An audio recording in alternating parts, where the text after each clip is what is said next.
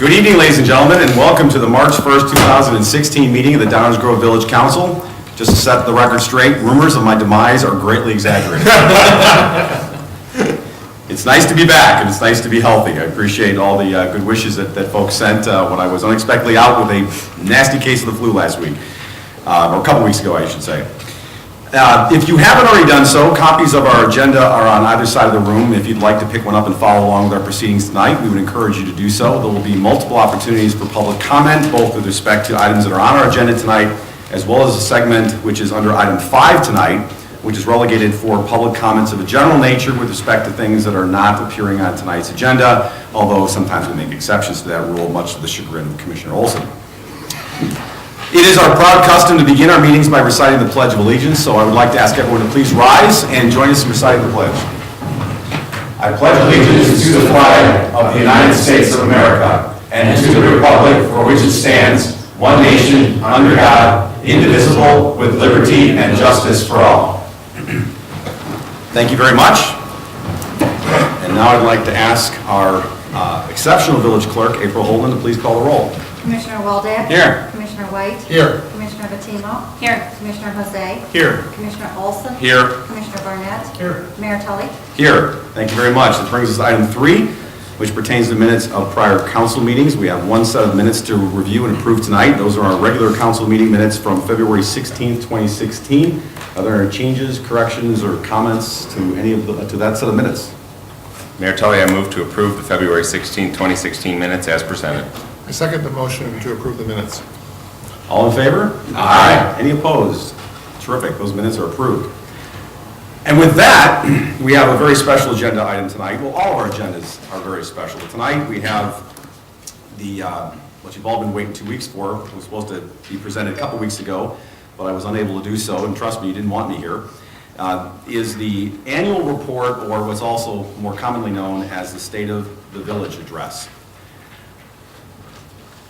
And I have the nod from the voice of Downers Grove, Mr. Kozlowski, so we'll be ready to go. Good evening, ladies and gentlemen. Welcome to Village Hall, and it is my privilege to give what will be the 5th State of the Village Address that I've been able to give in my capacity as Mayor of the Village of Downers Grove. Technically, it's called the 2015 Annual Report, and is a looking backward on the last year, what we had accomplished, and then a little bit of looking forward into the future. Of course, State of the Village addresses, or State of the Union, or State of the State addresses date back to a very long, proud history. In most organizations in our country, it is customary for the Chief Executive Officer to give a State of the fill-in-the-blank address. And in fact, this dates back to the very founding of our nation. George Washington not only delivered the first such annual report, State of the Union address, but he also delivered the shortest State of the Union address at just over 1,000 written words. Now, you can probably guess which president gave the longest State of the Union address. Yes, it was Bill Clinton. In his 1995 speech, he topped 9,000 spoken words, and nearly half of them were extemporized. That one went on for over an hour and a half. I promise you that I will fall somewhere between George Washington and William Jefferson Clinton. The Village of the Downers Grove Annual Report is an opportunity to recap the past year, take measure of our accomplishments, and look forward to the challenges and opportunities that the future presents. As has been the practice in the prior 4 annual reports, State of the Village addresses, my address this year will be organized along the lines of the village's 5 strategic goals. And for those of you that need a refresher as to what those are, the village has 5 strategic goals that were developed to guide village actions in the our long-range plan from 2015 to 2017 and beyond. Those 5 strategic goals are: number 1, be good stewards of financial, environmental, and neighborhood sustainability. Number 2, provide exceptional municipal services. Number 3, maintain top quality infrastructure. Number 4, encourage a strong and diverse local economy. And number 5, foster continual innovation. So without further ado, we'll go to stewardship of financial sustainability in particular. I'm very pleased to say that the Village of Downers Grove is well positioned for continued financial sustainability. In this last year, in our current budget situation, we were able to reduce our general fund expenses by $700,000 compared to budget. The adopted budget reduces the total village staffing from 329.3 full-time equivalent positions. That's not 0.3 of a person, that's a 0.3 of an FTE. And we're now down to 325.6 FTEs. That's a decline of 3.7 full-time employee positions. So we continue to be a lean organization. However, the adopted budget includes funding for an additional planner in the Community Development Department, bringing the staffing of that department to its 2014 level and recognizing the increased demand upon that department as further expansion of the economy locally, as well as more demands for building permits and inspections rise as we see more and more activity in that area. The general fund balance was increased by an estimated $1.2 million. This balance increase will continue to be in an amount equal to approximately, our general fund balance, continues to be in an amount equal to approximately 38% of our annual expenses. That's very important. Why, you ask, is that important? It's because that general fund balance is consistent with Standard & Poor's guidelines to maintain the village's top AAA bond rating. This is something that we are very mindful of, maintaining that rating from Standard & Poor's, and you'll see in a moment why that's important, because it ultimately is not only an indicator of a soundly managed organization, but also translates into real savings for our community. We're also glad to report that there was no increase in the property tax levy for operations, for the general fund, for the day-to-day operations of the village and providing the basic services that most of us come to expect and rely upon on a day-to-day basis. And this is for the fourth time in 5 years the adopted budget does not increase the property tax for operations. Now, I'm emphasizing for operations because we did have an increase this year and have sometimes in the past with respect to the levy for public safety pensions. These are the pension obligations that the state mandates that we make payments in order to fund the pensions for our public safety employees. And in this current budget, we did have an increase of about $900,000 that was required by state statute in order to meet our public safety employee pension obligations. But with respect to the general fund and our operations, for which we have exclusive control for the most part, we were able not to have any increase for that purpose. All of this reflects a continued culture of lean, L-E-A-N, within the village of Downers Grove that has persisted for some time. L-E-A-N not only spells lean, but it also is an acronym that, and this is my fault, I'll take credit or the blame for it, stands for leveraging existing assets neatly. And I think it's something that we continue to do as much as possible, is doing more with less. Eventually, we're going to be asking our staff to do everything with nothing, but being very creative and finding ways to maximize our partnerships and other relationships so as to stem the tide of rising costs and yet still continue to meet the mission and the goals that I outlined earlier here in the village. Also want to point out that we obviously have a new council that was seated recently. That new council was able to come together rather quickly and cohesively and come up with a long-range plan within 100 days of the new council being sworn in. So that's a pretty good indication that while we all have differences of opinion, which we'll probably see some later tonight when we talk about a couple issues, we have worked together effectively to put together things that matter and move the village forward to continued success.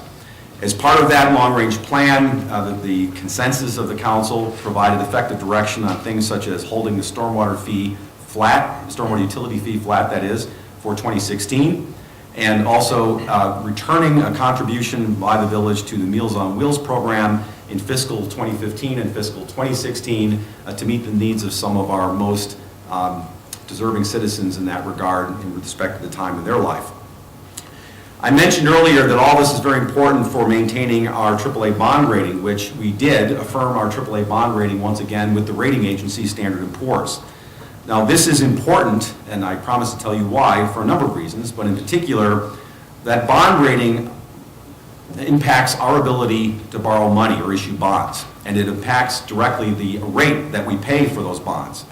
A AAA bond rating allows us to maximize the savings on any bond refunding or reissuance that we do, and oftentimes saving us significant dollars in the six-figure or more range. The AAA bond rating, as I mentioned, also demonstrates to the community the village's exceptional financial management practices, because this is an outside independent rating agency that looks at how we conduct ourselves and gives us that high rating. That is the highest rating that a municipality can garner. And just to give you an idea, I don't think the state of Illinois has a bond rating. I'm kidding, they have one, but it's not AAA. Also, we have other instances of outside recognition of the village's sound financial management practices and procedures. We have a wall in the back, which one of these days we really ought to have a photograph of, because I think we're going to need a new wall to hang up all the awards, but this year was no exception. The village received the GFOA Distinguished Budget Presentation Award, as well as the GFOA Certificate of Achievement for Excellence in Financial Reporting for the village's comprehensive annual financial report. So it's always nice to receive that kind of recognition from the outside entities with respect to our practices. Well, we're not just good stewards of financial sustainability within the community. The Village of Downers Grove continues to be a good steward of neighborhood character sustainability. And if you, unless you were on a cruise around the world, you wouldn't have missed the fact that historic preservation was a big topic over the last 6 months or so. By quick way of background, in 2007, the Village of Downers Grove adopted its first ever historic preservation ordinance, which was a significant step forward for the community in terms of neighborhood character sustainability. But the ordinance, which was a compromise when it was adopted at the time, had elements that made it, or it was perceived by many to be too complicated or too difficult to pursue. And we were not experiencing a great many of applications for folks seeking historic preservation for their homes on a voluntary basis. The Village Council, and particularly working with staff and an extraordinary, unique group of individuals from both our Architectural Design Review Board, as well as a special ad hoc subcommittee that was devoted to historic preservation, got together and, on an extraordinarily short amount of time, came up with a series of recommendations for improving the existing historic preservation ordinance, and more importantly, coming up with tools to increase awareness of historic preservation, to dispel some of the myths that were surrounding historic preservation, and to create incentives and encouragement for more residents in our community to voluntarily seek protection of their homes for not only their own benefit, but for the benefit of the community. It was very issue-focused. The combined Architectural Design Review Board and Ad Hoc Historic Preservation Subcommittee completed their project in the 90 days that they were tasked to do it in. We owe them a great debt of gratitude for their tremendous work, and I am glad to say that with the changes that were adopted by the Village Council upon their recommendation, we have already received a number of applications from residents seeking historic landmark status for their homes under our modified ordinance. There was recently an Architectural Design Review Board meeting. That is the agency that overlooks requests or applications for historic preservation and then makes a recommendation to the Village Council. We already have, I'm glad to say, one positive recommendation from the Architectural Design Review Board for a home to be historically designated in our community. There are other petitions that are waiting, so the Council can look forward to actually seeing the product of some of these recent changes, and more to come. We will be talking soon about an update, a review and update of our comprehensive plan, and there are also elements of community sustainability and neighborhood sustainability in that project as well, so more to come. Let me turn to one of the next items I mentioned, which is number 2, that is providing exceptional municipal services. It's nice to be in the top 1%, and not the top 1% that receives a lot of criticism in protests out in the street. I mean the top 1% of fire departments and top 1% of police departments within our community. Let me start with the fire department. We are extremely proud that the Downers Grove Fire Department was recognized recently as one of the top 1% of fire departments in the entire country.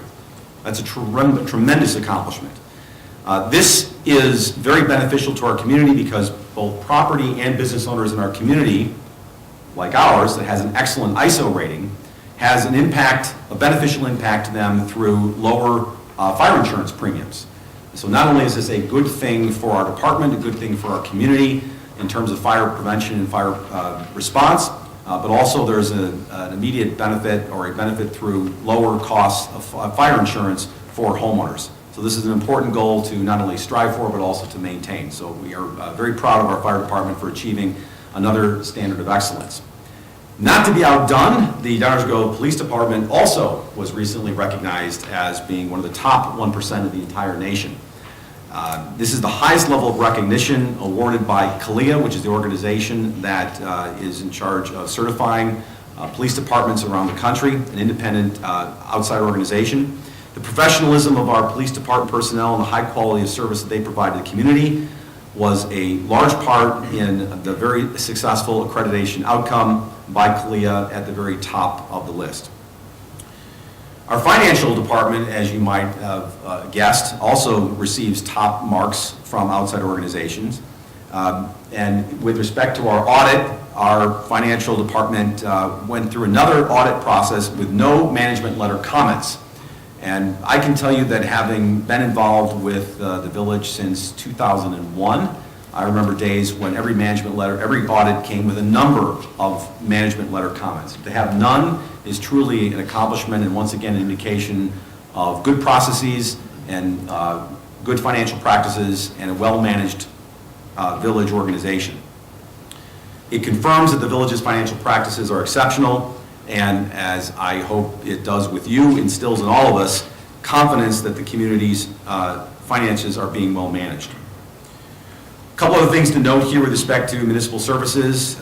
We approved not too long ago a 2-year contract for solid waste disposal with no fee increases. We're pleased with the service that we are receiving from our existing contractor, and we're able to negotiate a 2-year extension of that contract with no additional increase in fees, but we did receive some additional benefits. So all in all, a good outcome and one that we are thankful to our staff for their ability to negotiate. We maintained existing fees for stickers and carts, but we're able to add one Amnesty Day, which is something very popular in the community. The secured recycling pickup services in the downtown, another additional benefit, and another example of exceptional services being continued throughout the community by one of our outside vendors. One other thing we mentioned on the financial front, and I was talking about bond reissuances and how that bond rating can help us save money. We refunded a portion of our 2008 stormwater bond issuance. That refunding, which is something that we do whenever we see the opportunity to do so, and staff is very astute at identifying opportunities for when a refunding can take place, and with that AAA bond rating, it allows us to save a good chunk of money. How much, you ask? This particular refunding saved the village over $500,000. Let me move on to maintaining top quality infrastructure. And it's, I think, only appropriate that we will be having an extensive infrastructure conversation later tonight with respect to the building that we are sitting in as well as the Downers Grove Police Station. And on that note, in this last year, we were able to pick up again the conversation of our facilities sustainability plan, being, as you see pictured there, both the Village Hall at 801 Burlington and the Downers Grove Police Station building, which is at 825 Burlington. We were able to, as part of picking up the conversation and moving it forward, reaffirm the maintenance and operational issues that both buildings are experiencing. Through the consensus of the council, came up with a $16 million project budget, which includes existing revenue sources, and hired an architect, who we'll be hearing from later tonight and during a different discussion, to draft options for improvements to these buildings with associated cost estimates, so both the community and the council can have a meaningful conversation and come to some solutions on a long overdue problem. And why do I say long overdue? For those of you who may not have been following along, this was originally planned to have been addressed back in 2006 and 2007. The buildings were beyond their useful life at that point in time and were desperately in need of either repair or replacement. That process was derailed by the recession. It is now almost 10 years later, coming up on 10 years later, and unlike fine wine, these buildings have not gotten better with age. So we're glad that we're at the point of hopefully achieving a solution to both of them in the very near future. And as mentioned, we'll be discussing that later tonight. With respect to top quality infrastructure, one of the things that we are very proactive about pursuing are grants. These are your dollars that are out there from other state and federal agencies that our staff identifies opportunities and then works very hard to bring those dollars back to Downers Grove where we can put them to use for you. I'll give you a few examples. We were able to obtain a $900,000 grant for reconstruction of Commuter Lot H. These were Metra funds that were used for the reconstruction of that commuter parking lot, which is over by the Belmont Road train station. Another example was a $530,000 acquisition, a grant for the acquisition of flood-prone properties. Say that 10 times fast, flood-prone properties. These were funds that were available and secured by the village for the acquisition of properties that are in flood-prone areas of the village so that we can mitigate some of the stormwater and flooding issues that exist there. Another $290,000 were obtained from asset forfeiture funds from the Department of Justice. $75,000 were obtained for use in public safety programs, and $30,000 for traffic safety improvements, such as a modernized traffic signal master controller for the Main Street, Warren Avenue, Burlington Avenue intersections with new software that will adjust to the train and vehicular traffic activity. That's a very challenging intersection, and the ability to get a grant to study that further and hopefully make some improvements for both the train and the pedestrian, the vehicular traffic is something that we're looking forward to seeing the results of. Moving on to our local economy. One of our strategic goal objectives is to encourage, as mentioned, a strong, diverse local economy. And this last year was no exception with respect to some of the accomplishments that we were able to talk about. I'm just going to highlight a few in the interest of time.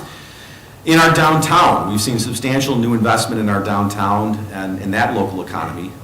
Three, not one, not two, but three commercial development projects were approved in the downtown. We will be seeing, most likely very soon, considerable additional density in our downtown that will be there to support the businesses and shops and restaurants in our downtown. This is part of a trend towards those who don't necessarily want to own cars, they don't necessarily want to own large homes and on a traditional lot, but are looking for upscale places to live that are proximate to activities, restaurants, shopping, and of course, transportation, such as our Main Street train station.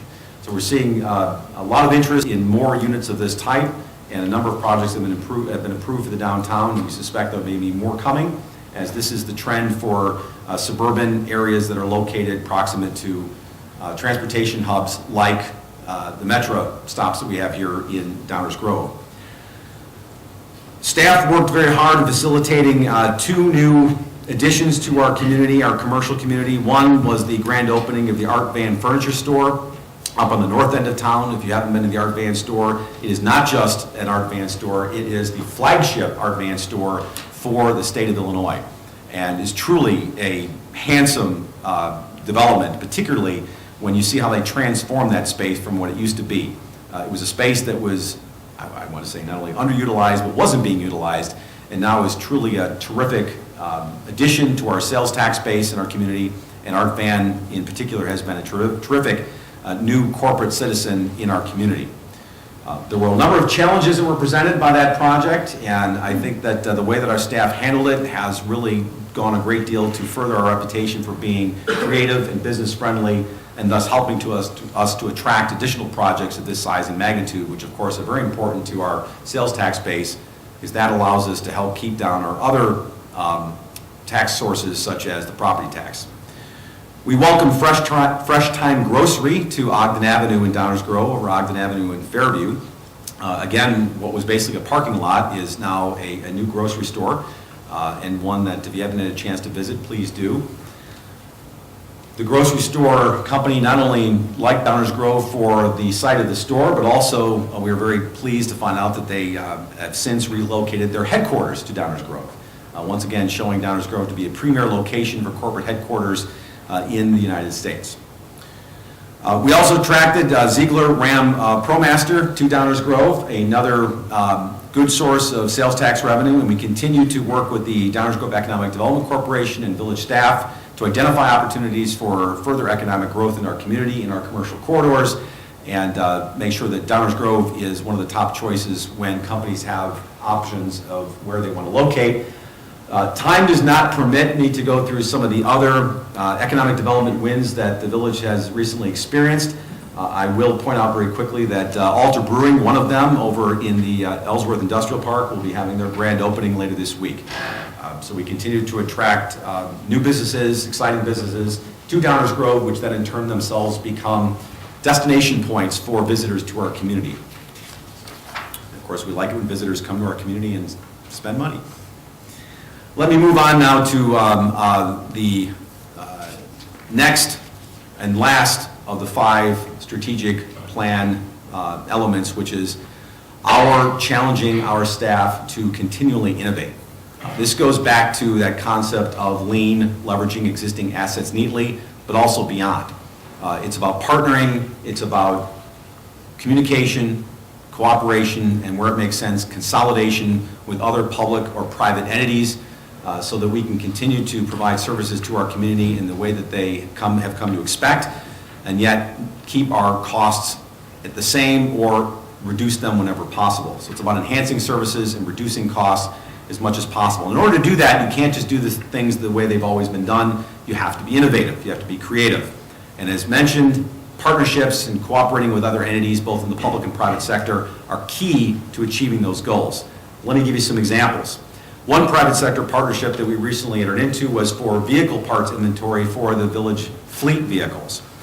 This public-private partnership will save the village $150,000 over 3 years. It eliminates 1 vehicle from our fleet and improves the efficiency by allowing our technicians here to do more vehicle maintenance than they otherwise would.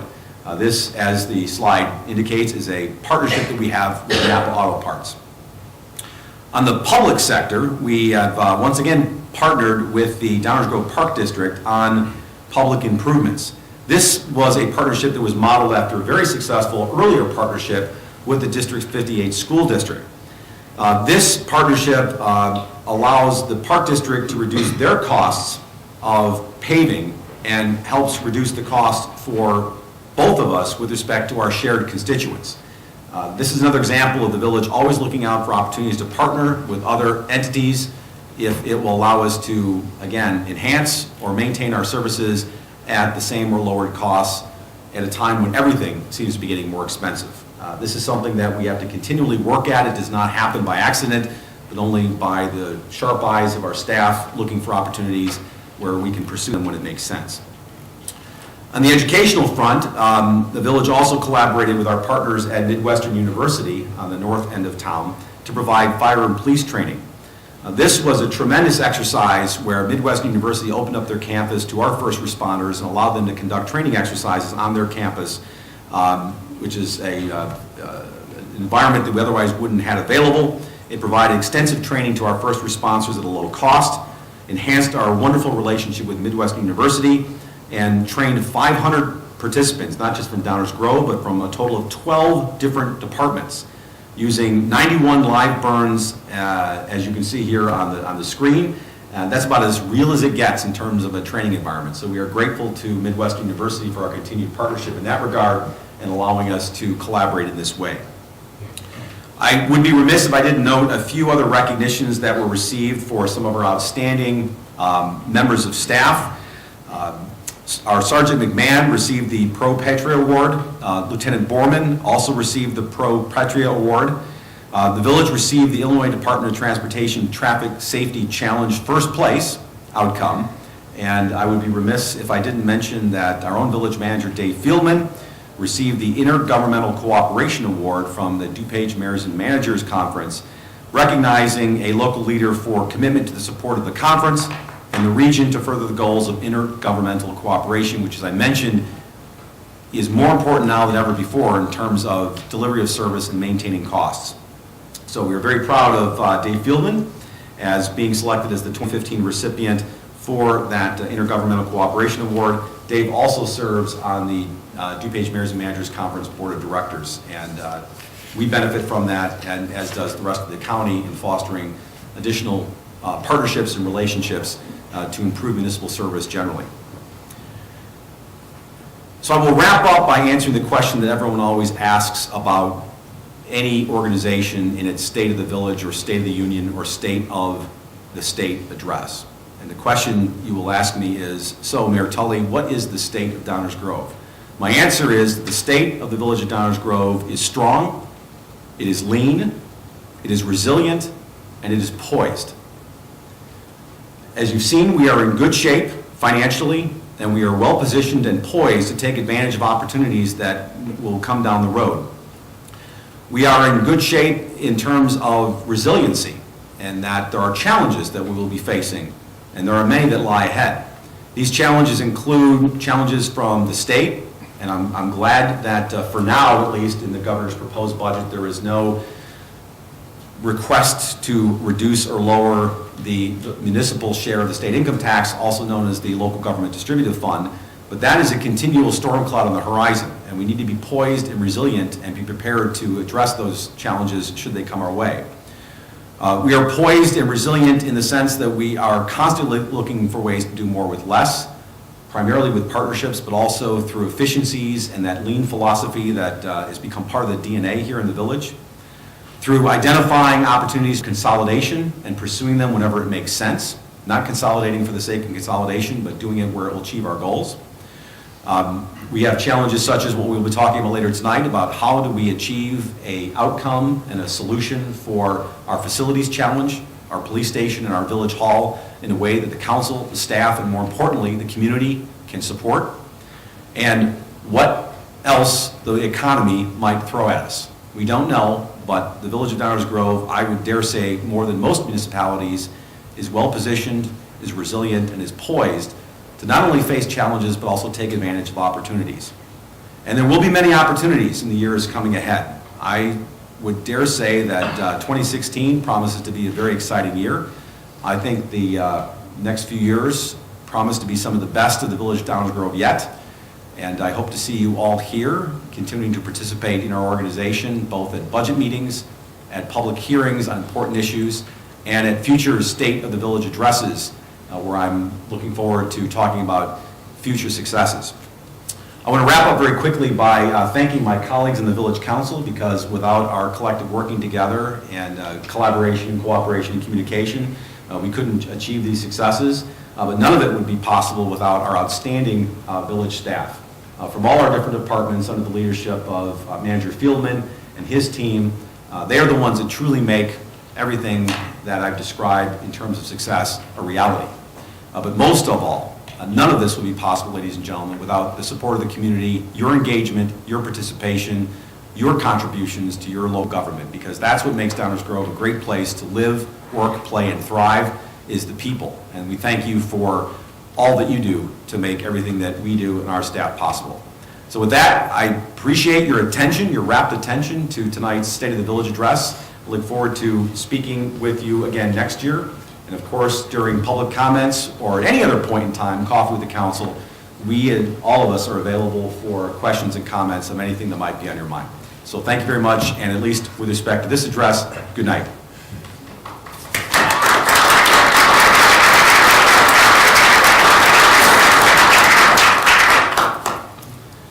Thank you. And now we're going to turn it right around and give you an opportunity to say something. I'd like to move right to item 5, which is reserved for public comments. This is an opportunity for members of the audience to ask questions or make comments of a general nature with respect to things that are not on tonight's agenda. The one caveat I will make is to the extent that there are any comments with respect to the Jefferson Avenue item, I would encourage anyone, if they'd like to say something on that topic, to do so during this portion of the meeting. So at this point, I would like to invite anyone who has a question or a comment of a general nature to please come up to the podium. We ask that you introduce yourself, and we welcome hearing from you. Good evening, welcome. Good evening there. My name is John Schofield. I live at 1125 Jefferson Avenue. I wanted to first of all, I want to thank Commissioner Barnett for bringing this new agenda item forward. It's time, in my opinion, my neighbor's opinion, that we pay attention to the condition of our street.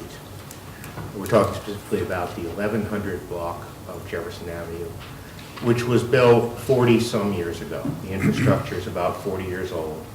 It's certainly showing the wear, especially the impact of the freeze-thaw cycle on the concrete gutters and curbs.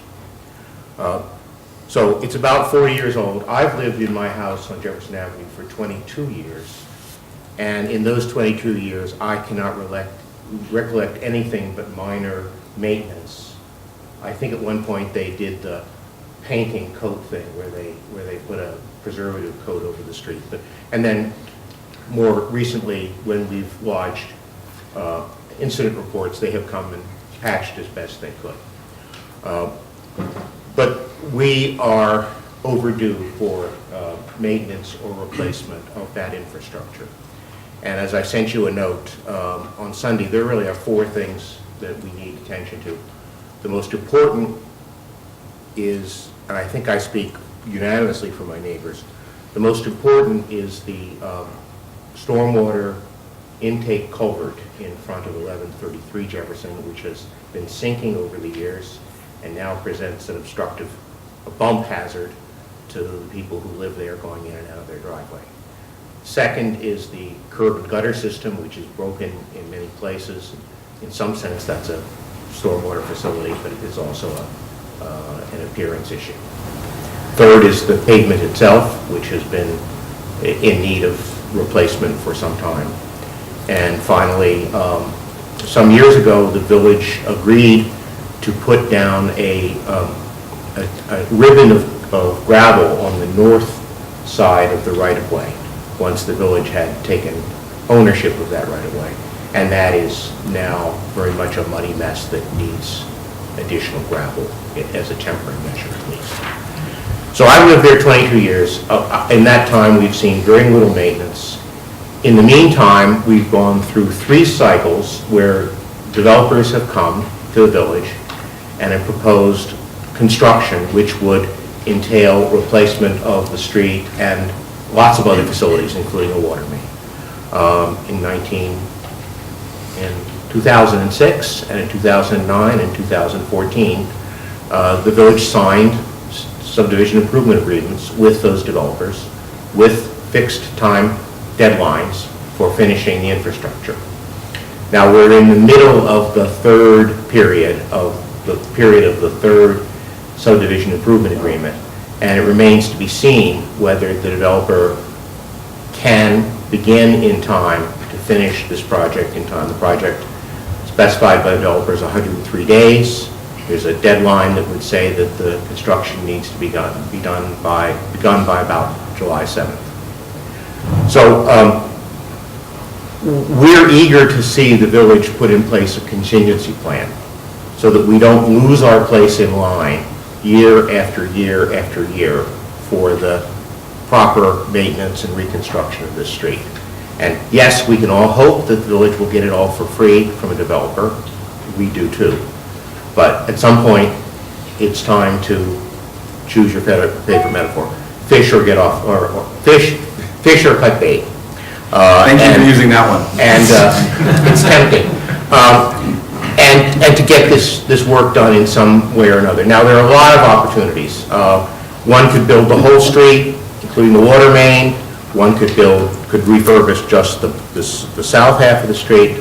And I would hope that the village staff would be creative in bringing to the council some creative options for doing the minimum, but also in doing more to get the work out of the way all in one season, which I think is possible.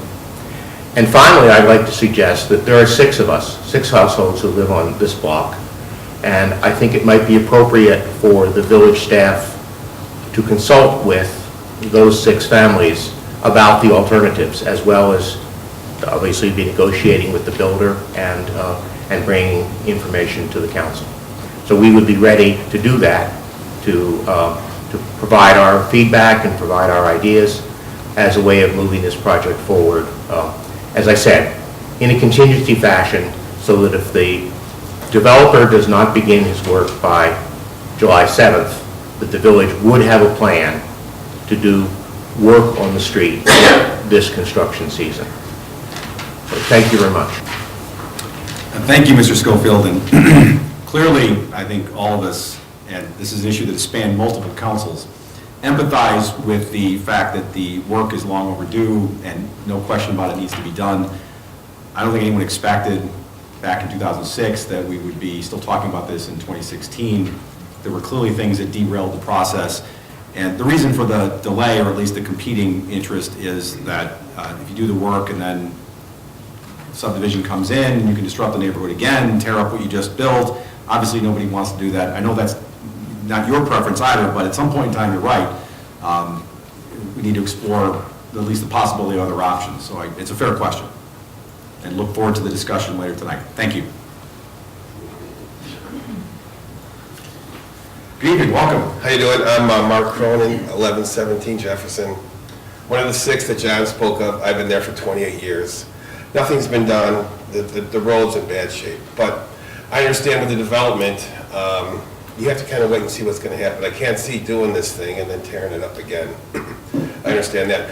So whatever can be done along those lines, I know you guys will do your best to get done. But in the meantime, as John spoke, that ribbon of, if the village could do something about that ribbon of stone that kind of acts as the parking area for the street, especially right now. It's all beat up right now. I mean, the plows hit it, and of course they're going to hit it. But I'm not sure how much something like that cost, at least for the time being, to get us through this. Another layer of stone there would be appreciated. And John pretty much covers everything else as he usually does. So thanks for your time. Thank you, and likewise, we appreciate your patience. Other questions or comments of a general nature from members of the audience? All right, very good. Well, thank you for the ones that we had. Appreciate you coming out. That brings us to item 6, our consent agenda. Do I have a motion to approve the consent agenda as presented? Mayor Tully, I move to approve the consent agenda as presented. I second the motion to approve the consent agenda. Are there any questions or comments from any members of the audience with respect to any of the items on tonight's consent agenda? Any questions from the village council as to any of these items? Hearing none, may I have a roll call, please? Commissioner Olson? Aye. Commissioner White? Aye. Commissioner Waldeck? Aye. Commissioner Patimo? Aye. Commissioner Jose? Aye. Commissioner Barnett? Aye. Mayor Tully? Aye. Consent agenda passes unanimously. It brings us to item 7, our active agenda. We have no items on tonight's active agenda, so we'll go right to item 8, which is our first reading or our workshop agenda. This is an opportunity for village staff or petitioners to present items to the village council for consideration and discussion and potentially further action, but no votes will be taken at this point in time. What a surprise, we have a number of items on our first reading or workshop agenda tonight. Quite a few, given recent meetings that we've had, and I know my colleagues have gotten spoiled with short meetings, but those are over with, sorry. We have a few items to discuss tonight, so let's get right to the people's business. Custom dictates, I usually ask the award-winning village manager Dave Fieldman to either present the items or asks someone on staff to do so. Mr. Fieldman. Thank you, Mayor Tully. There are 7 items on tonight's first reading agenda. We have 2 presenters. The first 4 items will be presented by our Community Development Director, Stan Popovich. Stan. Good evening, Mr. Popovich. Good evening, Mayor. Good evening, Council. The first item tonight, item A, is a ordinance authorizing a special use for 5221 Thatcher Road to permit a sports and physical training facility. The sports and physical training business is classified as a personal improvement service within the zoning ordinance. The property at 5221 Thatcher Road is at the corner of Thatcher and Thatcher, here shown outlined in the circle. If we move closer in, the property is outlined in red. It's a multi-use light industrial building. The petitioner is requesting to use this space here, 5221 Thatcher, which is in the middle of the building. The existing business that's moving in here is Core One. What they provide are, it's an existing business that's located currently at Brook Drive, which is north of Butterfield Road. They provide training for athletes and adults to improve their sports performance or to recover from injury as well. So it's sort of a physical training, sports performance improvements. They're not a large traffic generator. Mostly it's students who are dropped off by parents, and primarily their hours are after 5 o'clock when the children come to work on sports performance. So it wouldn't really impact the existing tenants that are in the space. As you can see by their floor plan that they've submitted, really it's a vanilla box type of space, little reception area, some therapy, and then primarily a training area in the back with some existing bathrooms in there. The comprehensive plan identifies the site as being within the light industrial business park. It's in the Ellsworth Industrial Park. The comp plan calls for contemporary uses. This is a very contemporary use, sports services, sports performance services. And then it also looks to retain and expand existing businesses. So this space is larger than the space that they're currently in on Brook Drive. So this helps them out to expand and stay within the village. With regard to the uses in the Downers Grove zoning ordinance, as I mentioned, a personal improvement service is what this product falls under. That's a permitted special use in section 5.010.a. And then again, the special use criteria in section 12.050 are also met. If there's any questions at this time, I'd be happy to answer those for you. Thank you. Questions from the council on this item? Any questions from the audience? Shall we go on for the next one? By all means. Okay, item B is an ordinance to rezone the property located at 4935 Francisco Avenue. Property here is on the western side of town, just north of Burlington Avenue and the railroad tracks. The property here, again, is, as you can see, the area here is in blue. It's in the middle of Francisco Avenue. And you can see the surrounding zoning, the light yellow is R1. You can see we've started to get some pockets of R4 in here, which are the orange. So there's one to the north, I believe that's Hadow in Francisco, and then a couple along Burlington as well there. We're seeing this area redevelop as we annexed in 2012 and providing more services out there. So we got a lot of folks wanting to redevelop in this area. It's becoming very popular. The petitioner is requesting a change in zoning from R1 to R4 to bring the property more in line with lot conditions that are seen in the R4. The R1 zoning districts are supposed to be 100-foot wide lots, very tall, very large lots. R4s can be 50 feet wide typically and are about 7,500 square feet in size. The zoning for this property is more appropriate in an R4 use, and so that's what the petitioner is proposing. With comprehensive plan, it's identified as single-family residential, and there's a goal to provide modern housing, which this use would with the developer building a new single-family home. Again, the bulk regulations, any new development will meet those regulations for the R4 versus the R1. The biggest difference is in R1, you have a 40-foot setback, and in the R4, you have a 25-foot front yard setback, so there's a little bit of difference. Blends in better with the neighborhood. And then the rezoning criteria in 12.030 letter I are met in this case as well. And again, if there's any questions, I'd be happy to answer those for you. Thank you. Questions from the village council on this item? Only question I have is it appears from the materials that there's a real mix of lot widths in this area. From the slice that we saw, thank you. It looks like there's quite a few, I'm guessing, 50-foot wide lots that That's are already correct. there. What's being requested here isn't seeking any lot splits. Correct. It's a single lot, and they're just trying to rezone it to an R4 for better bulk regulations. Right, so we're not talking about slicing parcels up, making them smaller, presenting the kinds of challenges that we had back in the day when lots were being carved up left and right. That is correct. Okay, thank you. Questions from the audience? All right, very good. Next item, please.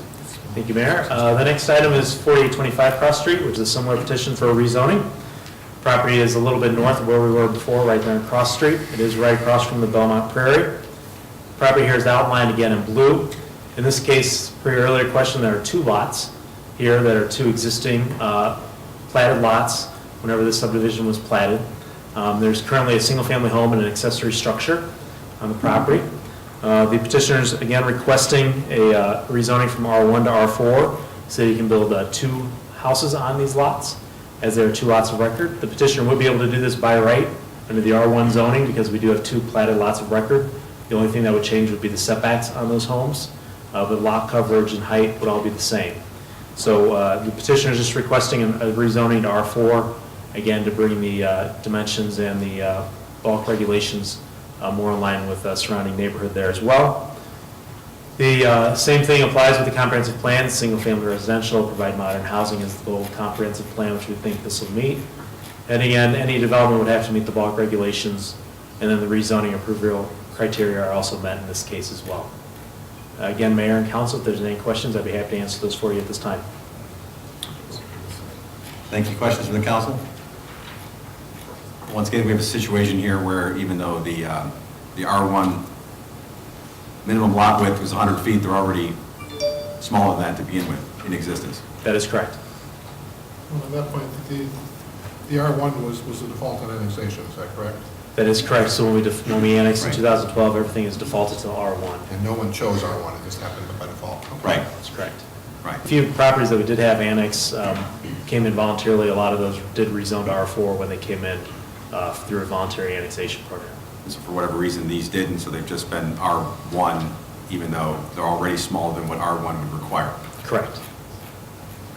Thank you. Other questions from the audience? Next item, please. We'll go on for the third one. There we go. 4915 Drendel, same neighborhood there, just a little bit further west and southwest of Cross Street there. Again, the property here shown in blue is an R1 zone lot, is an irregular shaped lot, as there's an alley immediately south of the property. Shown, it runs east-west there from left to right, sort of at an angle. The property again is zoned R1, as Commissioner White noted, it automatically came in R1 when we annexed in 2012. These are two vacant 25-foot wide lots. The one on the south is a little thinner than that, so they will be required to do a lot consolidation to construct one home on this property. The comprehensive plan, again, notes single-family residential in the area, provide modern housing, which we'll do. We believe the rezoning will bring the property in more in line with existing conditions and existing R4 zoning regulations. We believe that the rezoning approval criteria in section 12.030.I has also been met. Is there any questions at this time? I'd be happy to answer those as well. Thank you again. Questions from the council, Commissioner White? What's staff's position regarding the adjacent alley? Is that alley going to ever be an alley? Is there some possibility of vacating it in the future? We have not received any requests for vacation at this time. Any time that a petitioner requests the vacation, we would just go through our normal process. It's been our policy in the past to not create dead-end alleys, so if the petitioner did want to request the alley to the south, that's a possibility. The alley to the east there, which is on the right side of the picture frame, we'd have to work with the adjacent property owners to ensure that there's not a split or a dead-end alley. Part of the reason I bring this up is that this particular lot seems smaller than, I don't know, I believe it's smaller than any of the others that we spoke about earlier. And if part of the alley could be added to it, then we don't have the same problem with the smaller lot. We'll mention that to the developer and see if they want to pursue a vacation. Sure. So we have a pretty well tried and true policy for alley vacations. It's actually nice that we've had it in place for as long as we've had because everyone knows exactly how it works. But yes, they certainly could pursue vacation under that policy. Because right now, the lot would come in at 5,250, I believe, is what it said. And that's smaller than the others. Okay. That's correct. Other questions from the council? Questions from the audience? Next item, please. Thank you. The next three items concern purchase of replacement vehicles, and all three items will be presented by our Public Works Director, Nan Newland. Good evening. Good evening, Mayor and Council. Nationally recognized Public Works Department. I don't know about that.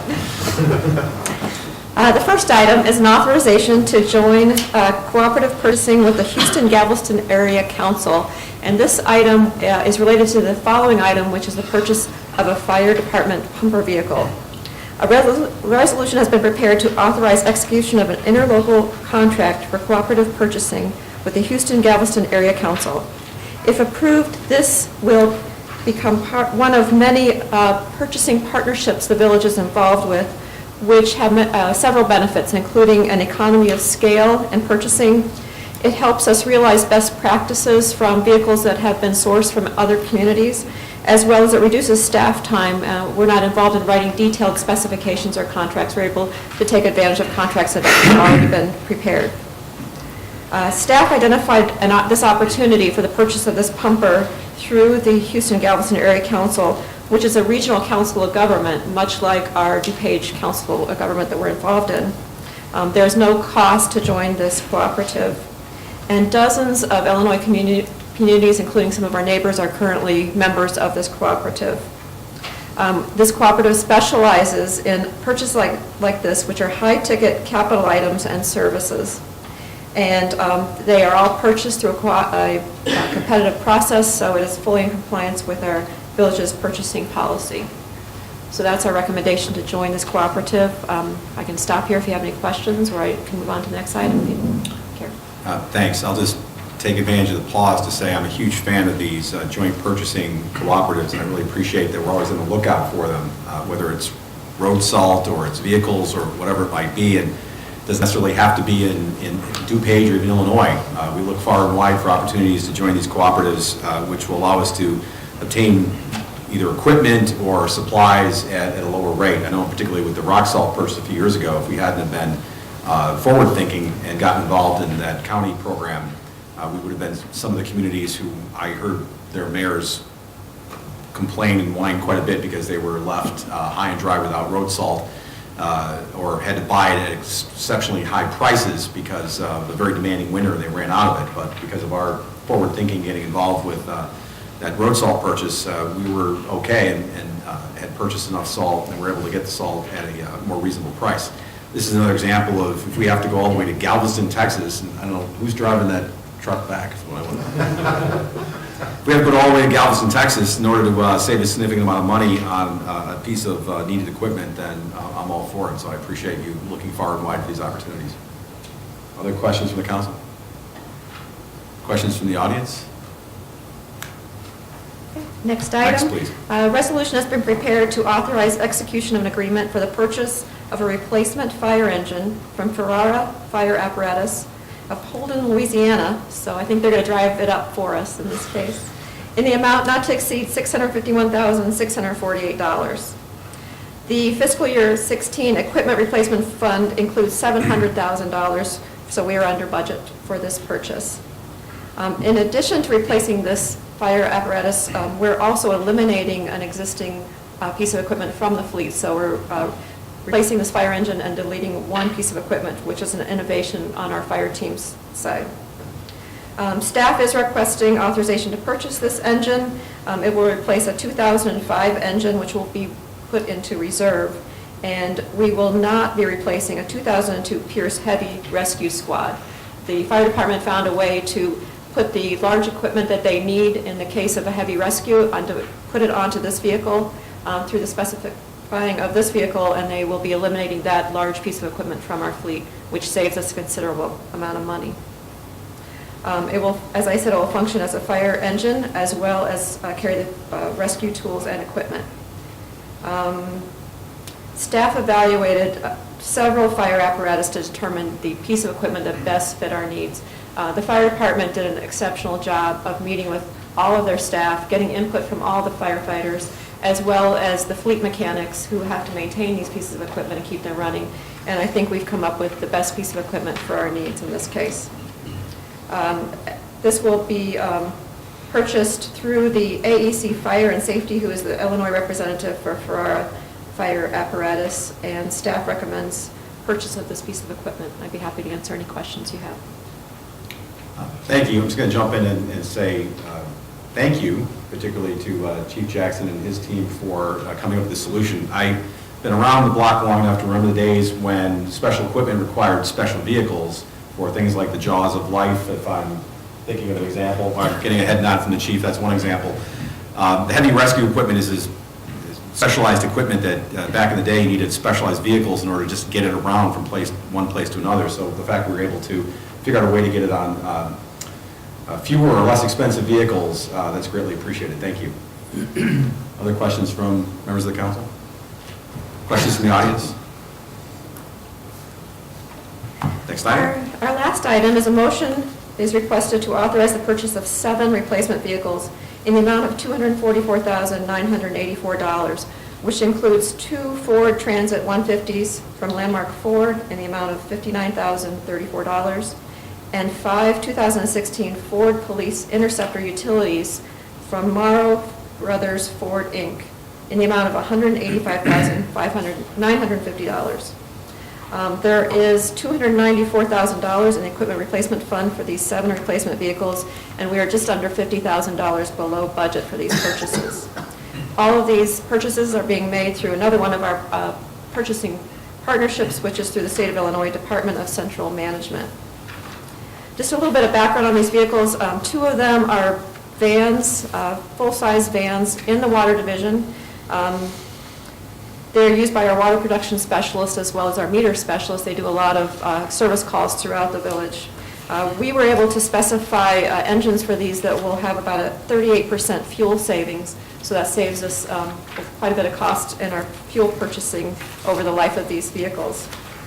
The 5 police Ford Interceptor Utilities are actually 4 are going to be used as police pursuit vehicles and 1's to replace a battalion chief vehicle in the fire department.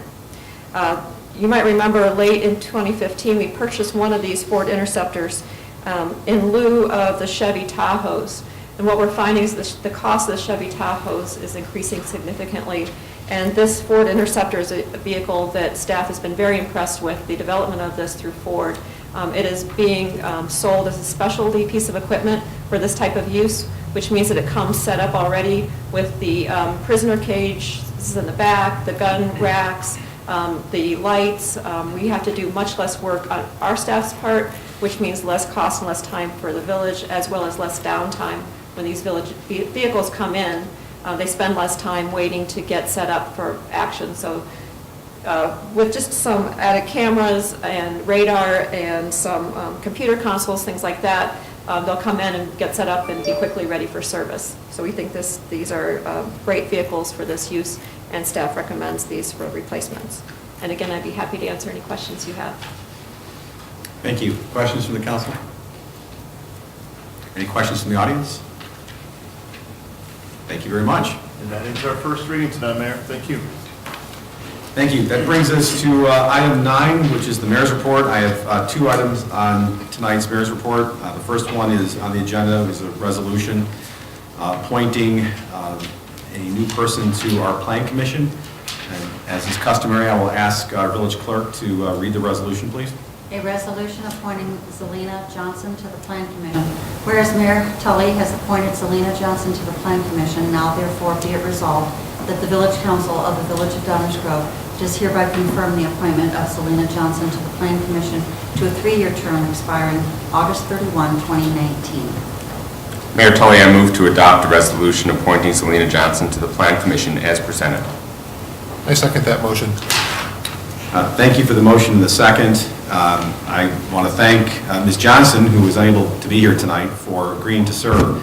She's unreally qualified. Ms. Johnson is an engineer by trade and is involved as part of her regular job in a lot of different construction and development projects, so I think she'll be a nice addition to the Plan Commission, particularly given the increased number of projects that we have coming across the Plan Commission's desk, as I hinted at earlier in the State of the Village address.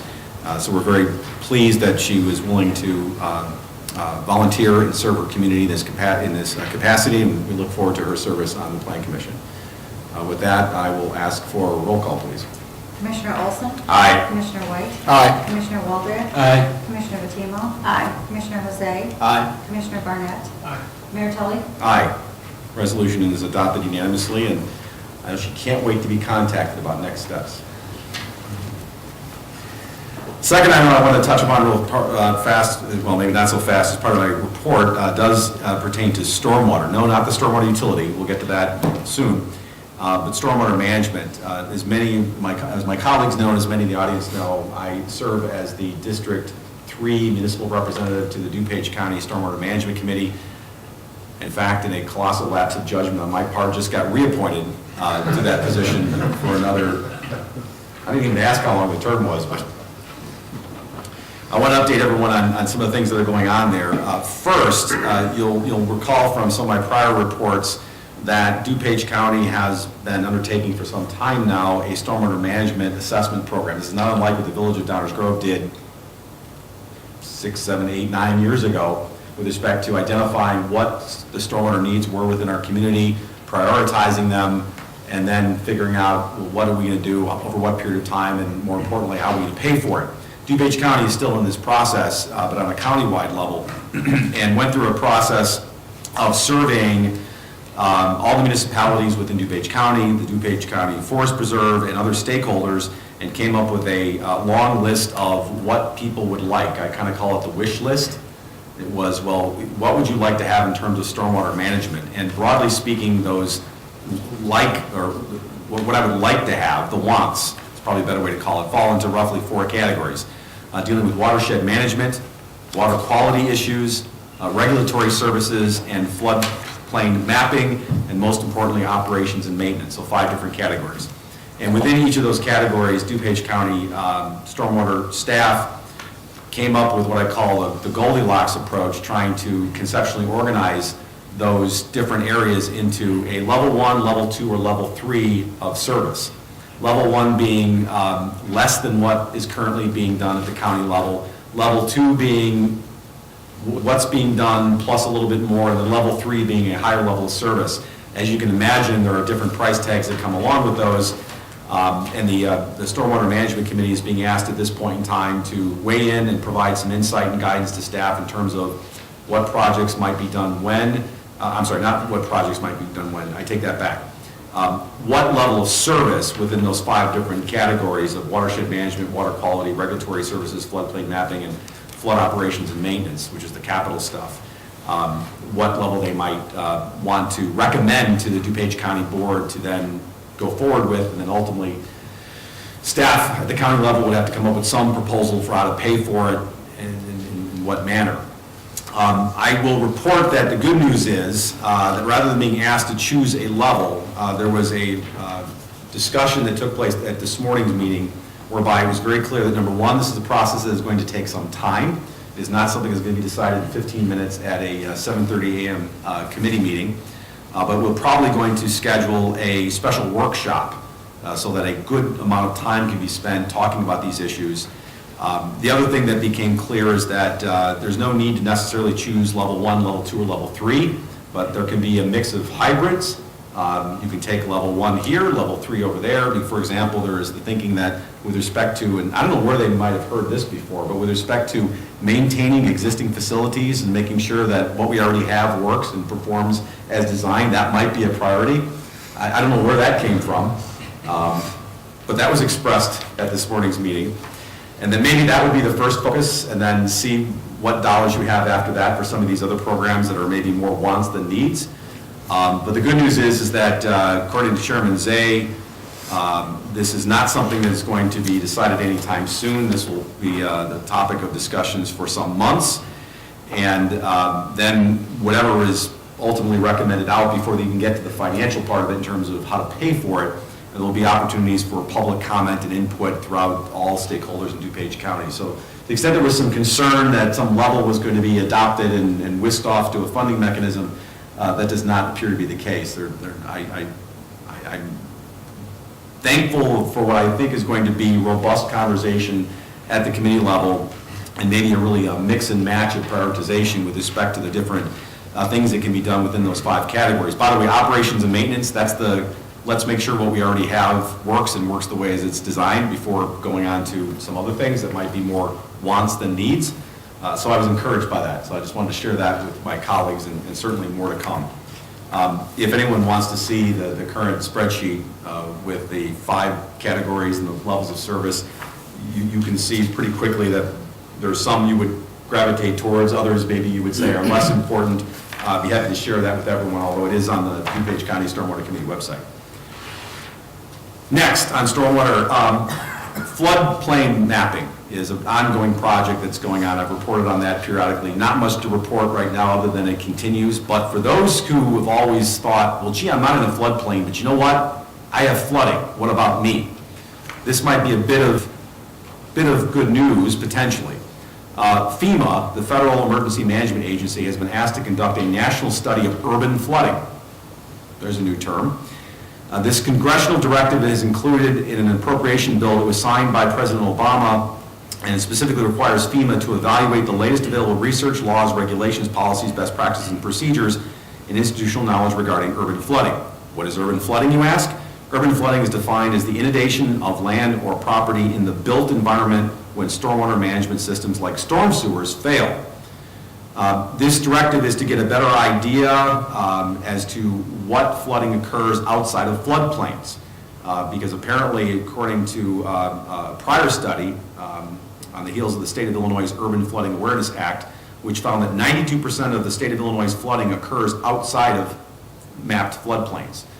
So there's a significant amount of money, $311 million for National Flood Insurance Program risk mapping efforts to update the nation's flood maps, and to also look at this issue of all that flooding that occurs outside of mapped floodplains. Now, I don't know what that might lead to in terms of any relief or anything being done, but it can only be a good thing to have a better understanding of what flooding occurs outside of floodplains. So I just wanted to share that development as well, and clearly as more information becomes available, I'll be happy to pass it along. So enough about stormwater. That's the end of my report, and brings us to the attorney's report, item 10. Ms. Petrarca, good evening. Good evening. Thank you, Mayor. 4 items to present this evening. The first is an ordinance authorizing a special use at 5221 Thatcher Road to permit a sports and physical training facility. An ordinance rezoning certain property located at 4935 Francisco Avenue. An ordinance rezoning certain property located at 4825 Cross Street. And an ordinance rezoning certain property located at 4915 Trendle Road. These will all be on next week's active agenda. Thank you. That brings us to item 11, council member reports. This is an opportunity for members of the village council, not unlike what I just did with respect to the stormwater committee, to report out either on their liaison roles with respect to other boards or bodies within our community, or to otherwise remark out on other goings-on or activities of interest within our community. So at this point, I will start to my left with Commissioner Barnett. Any report tonight? Thank you. Commissioner White? So a very, very brief report inspired by what you said earlier. With respect to stormwater, I hope that we maintain the thought that if they're looking at urban flooding in a new light unrelated to floodplain, that might indicate that our ability to get a handle on the concept of the level of service may not be as developed as we think it is. Duly noted. Duly noted. Commissioner Olson? I wanted to report on an event coming up in our community. The Education Foundation of Downers Grove District 58, or the District 58 Foundation, is having an 80s night with 16 Candles band on Thursday, March 10th. So not this Thursday, but next Thursday. It's going to be at the Tivoli Theater, and it is in partnership with Classic Cinema, so we appreciate their partnership. Doors open at 6 p.m., concert is at 7:30 p.m., and it's only $35 a ticket. All proceeds go to the District 58 Education Foundation. So this is a foundation that supports the educational mission in our schools right here in Downers Grove. You can go online to order tickets at 58foundation.com/16candles. It's 16 candles. The numbers 1 and 6, and then candles. Be a great event to support the community and have a fun evening and support a great cause in the community. Thanks, Mayor. Thank you. Commissioner Vitimo? No report. Thank you. Commissioner Waldeck? No report, Mayor. Thank you. Commissioner Jose? Thank you, Mayor.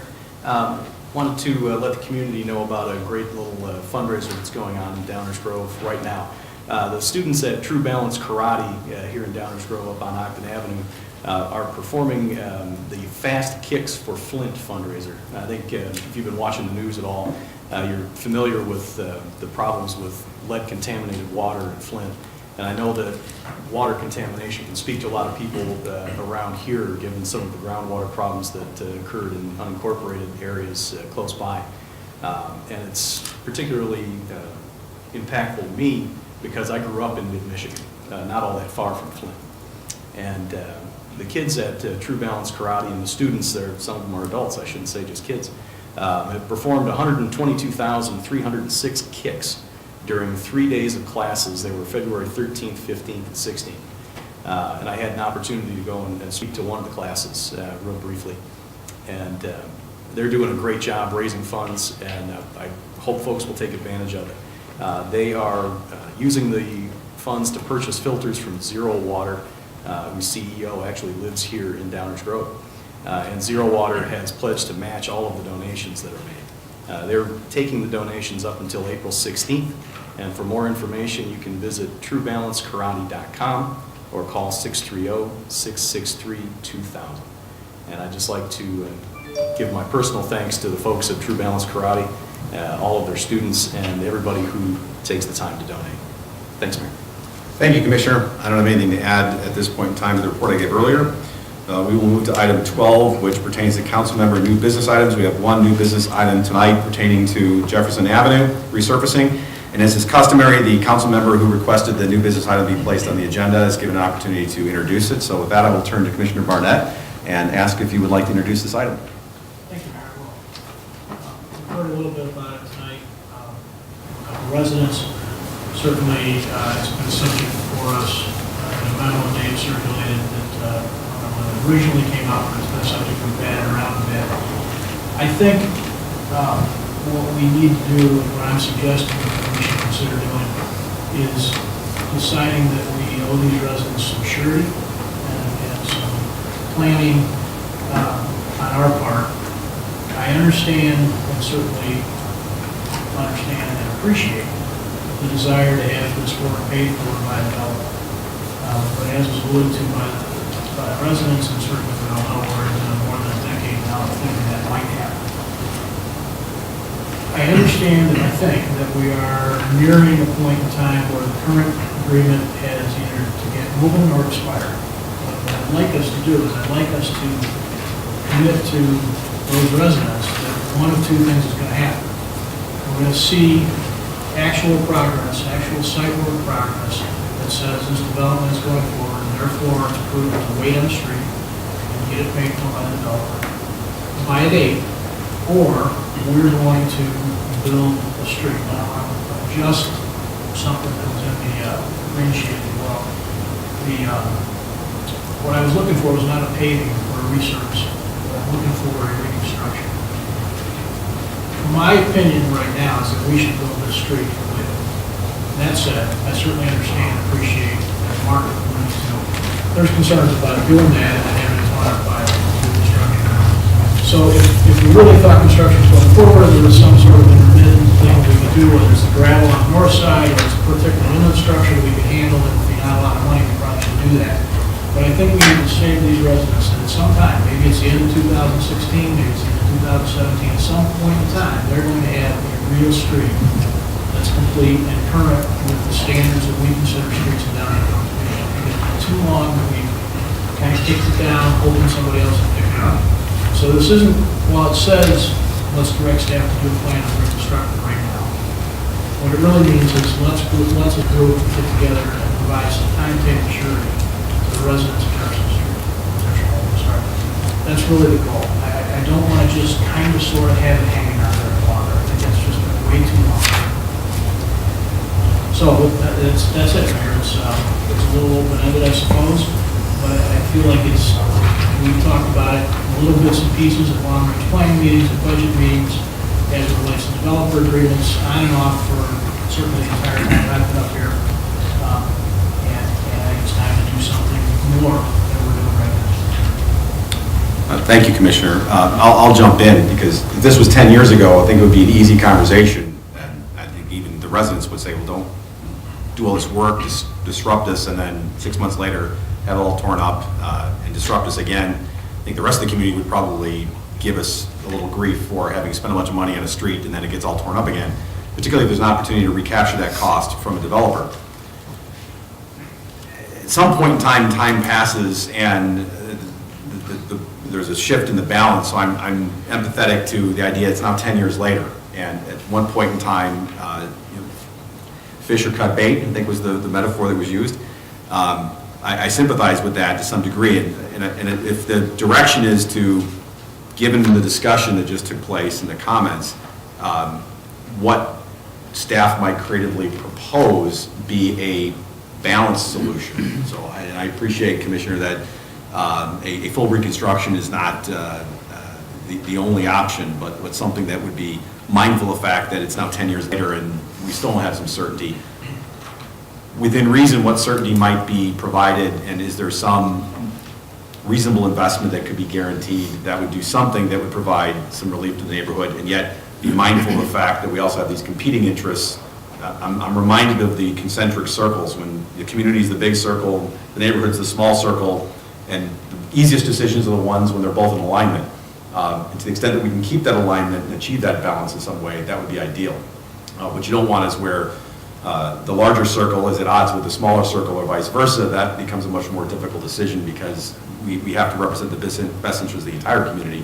So is there a way, we're famous for asking for and solutions, is there a way to find something that would be consistent between both the neighborhood and the community? Because yeah, it's been a decade, so I'm sensitive to that. 10 years ago, this would have been a different conversation, but it's today. So I don't know, I don't have an answer, but if the request is to try to strike some balance or some timetable or a reasonable investment that if for one reason we then had to go back and do something, we wouldn't be called out properly by the rest of the community as to why did you spend all this money for something that you just now ripped up. I don't know what the answer to that is, but I'd be open to exploring that. It is certainly the intention, Mayor, that the staff directed to develop some kind of plan. But the goal would be in for a timetable, I think it's a couple of options, not that we would be committing to doing a certain thing, reconstructing right now. But that we know the things that are in front of us. We know the current development agreement timetable, and we know the approximate cost of some of the minor repair things versus the construction. I think we should be able to give the residents a likely path forward. Here's what is likely going to happen over time. If this happens, then this happens. If this doesn't happen, then we'll do this.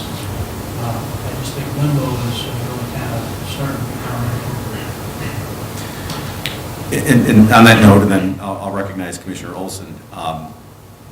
And clearly, I'd want to see what that is and what the pros and cons were of it. I don't know if we're debating that right now, but I think it would be worth, right, I think it would be worth seeing what that might look like. Commissioner?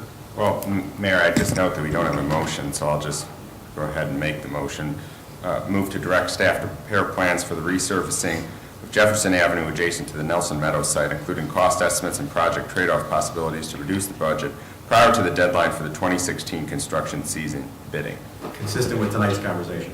Yes, and if I could just jump in there, now I have a real good appreciation for the discussion, and especially hearing from Mr. Schofield and Mr. Cronin.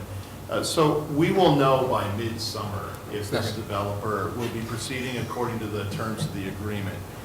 If the developer does not move forward with that construction, as part of the 2017 budget, not the 2016 construction season, but the 2017 budget, we could prepare some options ranging everything from a resurface to a reconstruction of half a street, to a reconstruction, including the missing portion of the street with the underlying water mains, et cetera. Put all those on the table for you with cost estimates and recapture approaches that could make us whole when the development does take place and avoid disturbing the area that we just built in the future. So we can package all of that. The only concern I have is with the timetable we're on and where we are right now in planning the 2016 construction activities, I don't think we can make a 2016 construction, but we could certainly make the council aware of all the options for the 2017 constructions. All right, we have a motion, and we have a second. I don't think you heard. Could I Discussion. comment on it before? Yes, of course. Thank you. I just wanted to Yeah, make sure that was on the record, since I know you wanted it to be. I wanted to make sure to get the motion and the second in because that is the process. And then I seconded it. And I appreciate Commissioner Whiteside. This is in my neighborhood, as I think most folks know, and I appreciate the fact that that the folks on the street, I think all of whom I know, they want some certainty with regard to this project. I've traveled that street and on foot and vehicle and recognize the condition it's in, and so I think that agree with the idea of having some certainty around it. In conversations with my colleagues on the council, one of the items that's come up frequently is this idea of if the developer does not perform in this current contract, then we should do that sort of, do this work. But also, it's very important to have these ideas of recapture placed in it. So I think that's consistent with this motion. I think that's consistent with the general guidance is that if the developer is not going to be able to perform this year, and if they're requesting a 1-year or 2-year extension, that we go ahead and do this work, but as a part of that extension, we include some sort of link that would allow us to recapture, perhaps not disturb, the work that we'd already done in order to provide as much value to the taxpayers as possible with this money. Because that obviously is the major concern here, is that doing some work and then it being torn up the very next year would not be good use of taxpayer resources. So ensuring that either one we're paid back or there's some sort of, possibly both, that they're not going to touch what we do, I think is important. So this is something I think that is important. I appreciate what Manager Fieldman said about regarding the timetable and with regard to the staff work plan and workflow. I understand and can empathize with the amount of work that staff is currently undertaking on behalf of the village and with regard to the street maintenance and so many other priorities. So that hearing, you know, that proposal, what Manager Fieldman just discussed, seems consistent to me. Does that mean, Commissioner Olson, that the motion is for the 2017 construction season? Well, if my colleague who seconded the motion would be willing, I want to talk a little bit about the language of the motion.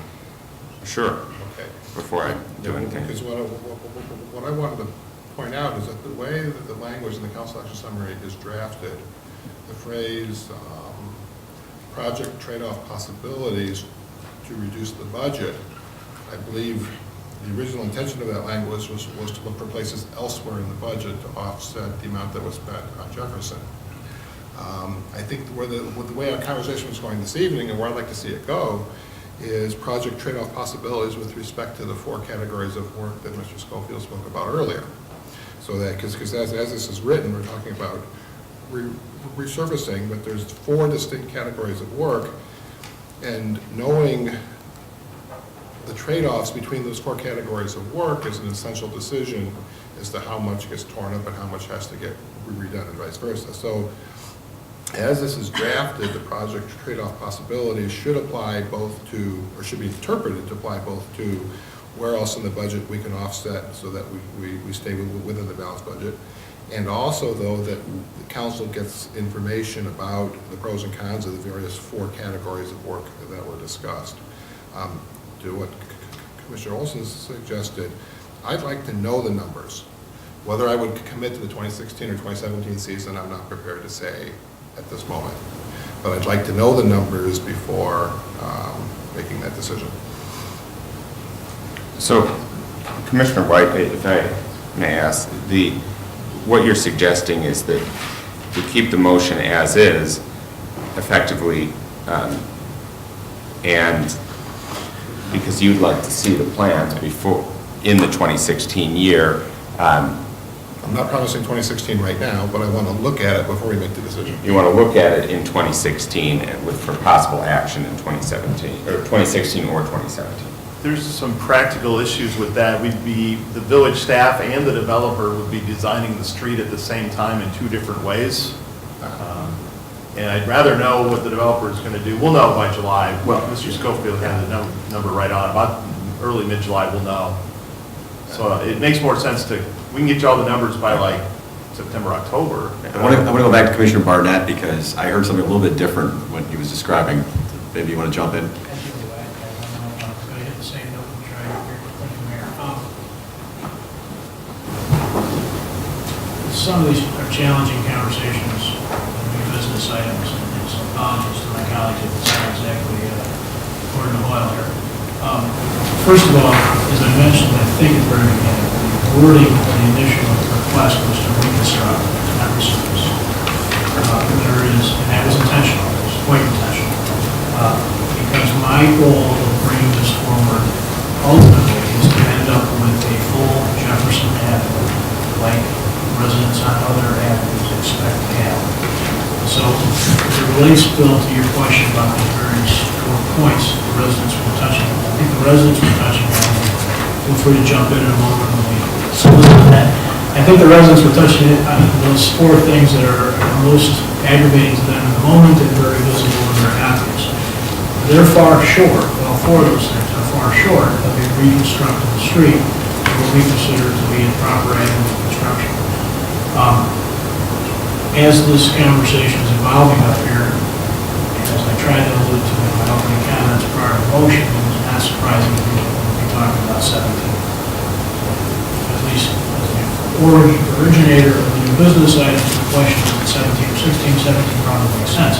That said, what our direction ought to be, I think, is to staff that, is to make those kinds of preparations. In the meantime, look at those 4 issues that are really troubling on a daily operational basis to the residents and see if there's a way to mitigate that. I suspect there are without being a huge ridiculous investment that I'll be afraid of. in that period of time that goes between now and whenever something does or doesn't happen. Furthermore, that we set this deadline.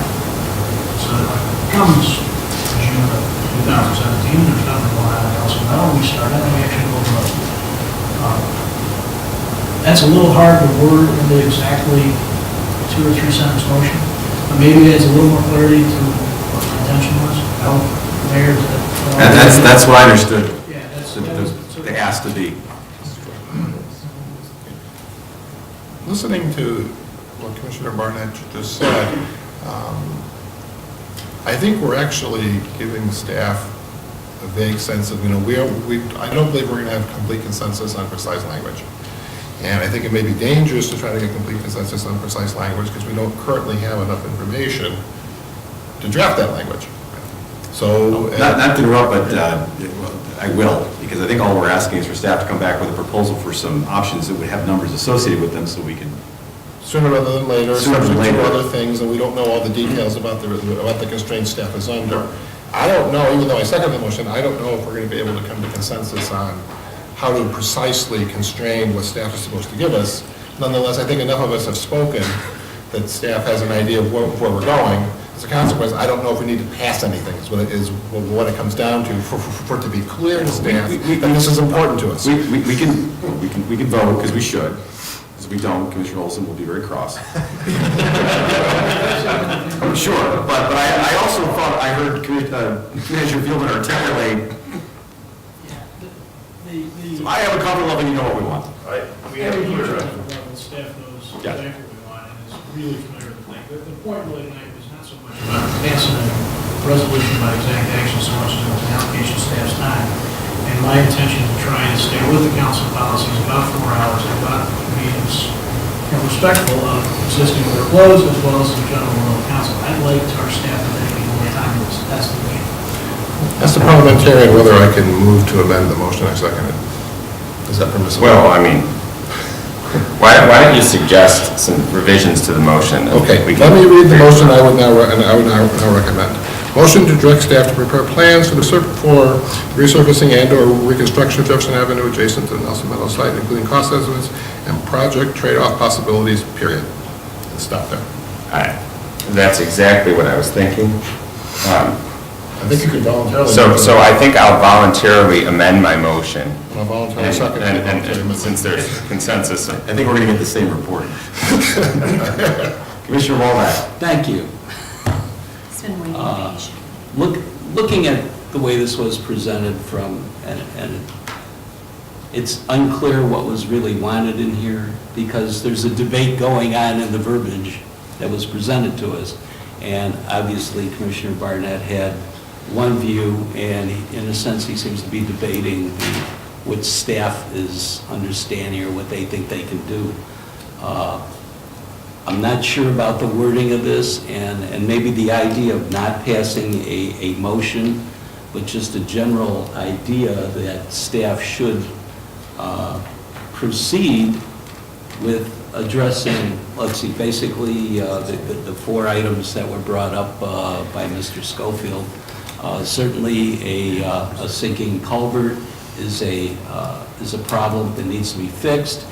I forget what year, it's been a number of years, but there was a lot of their residents showed up to complain about the north side of this non-street, I guess you'd call it, because it's only 14 feet wide.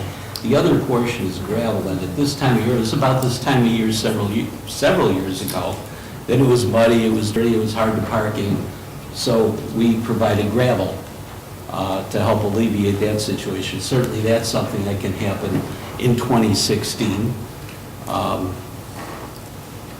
And a couple of the other items that need to be done. But long term, we're talking about 28-foot wide street, and I don't know, I'd like to see that done this year. There's certain things you can't do until the developer shows up or doesn't to do the work. I think if we do some of the work ourselves and certainly the residents are entitled to having the work that can be done.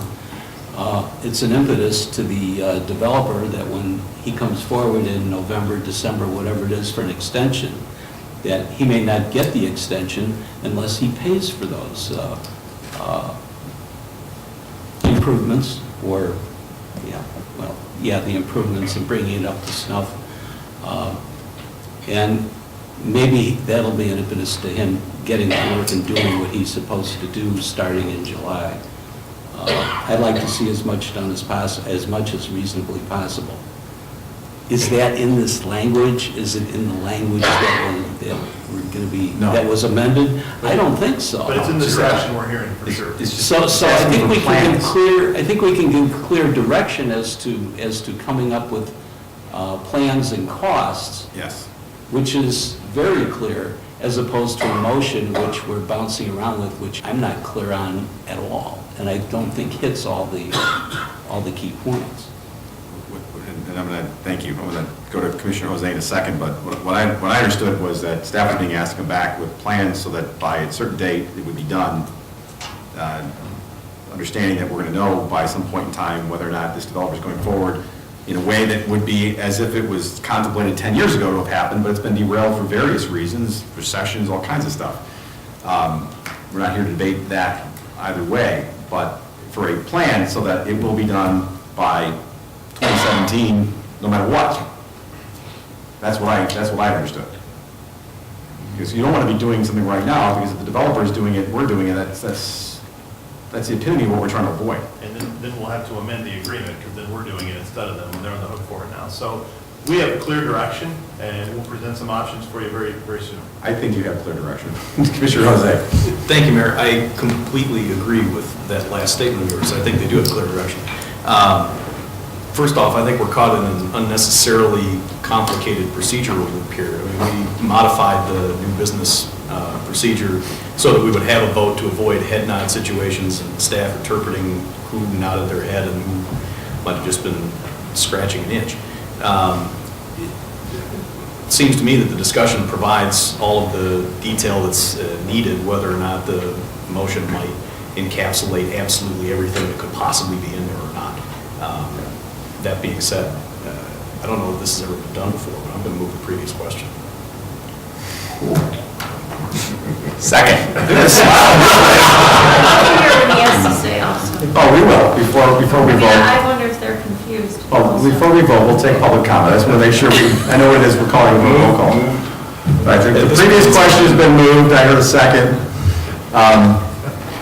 I just want to make one comment before we... Previous question is not debatable. I'm not debating it, I'm just...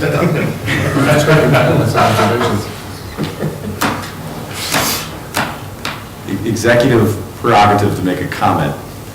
Staff has never been shy about asking us for clarification when they don't have it. They're also pretty good to work with. All right, so now we're allowing public comment, are we? Of course we are. The previous question, We should probably vote on the amendment first, well, the question first and then the amendment. move the previous question is non-debatable, requires a 2/3 vote. All right, fair enough, then we'll take a vote, and then we'll entertain public comment, because far be it for me to argue with Robert. What are we voting on? The motion. No, motion. Motion to end debate End on the debate. amendment. But the amendment's been made. And Well, if And we want to debate go on the down motion. further down a procedural rabbit hole, there's no such thing as a friendly amendment, but. all right, what revised motion? I'm going to call for a roll call motion to call the previous question. Can I excuse myself? You can abstain. Commissioner Jose? Aye. Commissioner Olson? Aye. Commissioner Waldeck? Nay. Commissioner White? Aye. Commissioner Bettimo? Aye. Commissioner Barnett? Aye. Mayor Tully? Aye. All right. Now, There's no more council discussion. I need a GPS. now there's no more council discussion. So now we just need to vote on the, yes, so I need another roll call. Vote on the question. Now the question has been called, we can vote on the question. Commissioner Olson? Aye. Commissioner White? Aye. Commissioner Waldeck? Nay. Commissioner Bettimo? Aye. Commissioner Jose? Aye. Commissioner Barnett? Aye. Mayor Tully? Aye. All right, so the motion that was recalled, the motion that was called has now been passed. Staff has this direction. Procedurally, I couldn't ask for any public comment. Now I'm going to ask for public comment. Mr. Schofield. She says avoid that again. That would have made a lot of sense. My name is John Schofield. I live at 1125 Jefferson Avenue, and I want to thank the council and all the creative back and forth that gets to the issue, which is let's set a time, let's set a plan, and if necessary, let's do it. I just want to make two comments, very different kinds. The gravel is a total no-brainer, and even if the developer shows up tomorrow with plans that are going to take 60 days to approve, it's a no-brainer.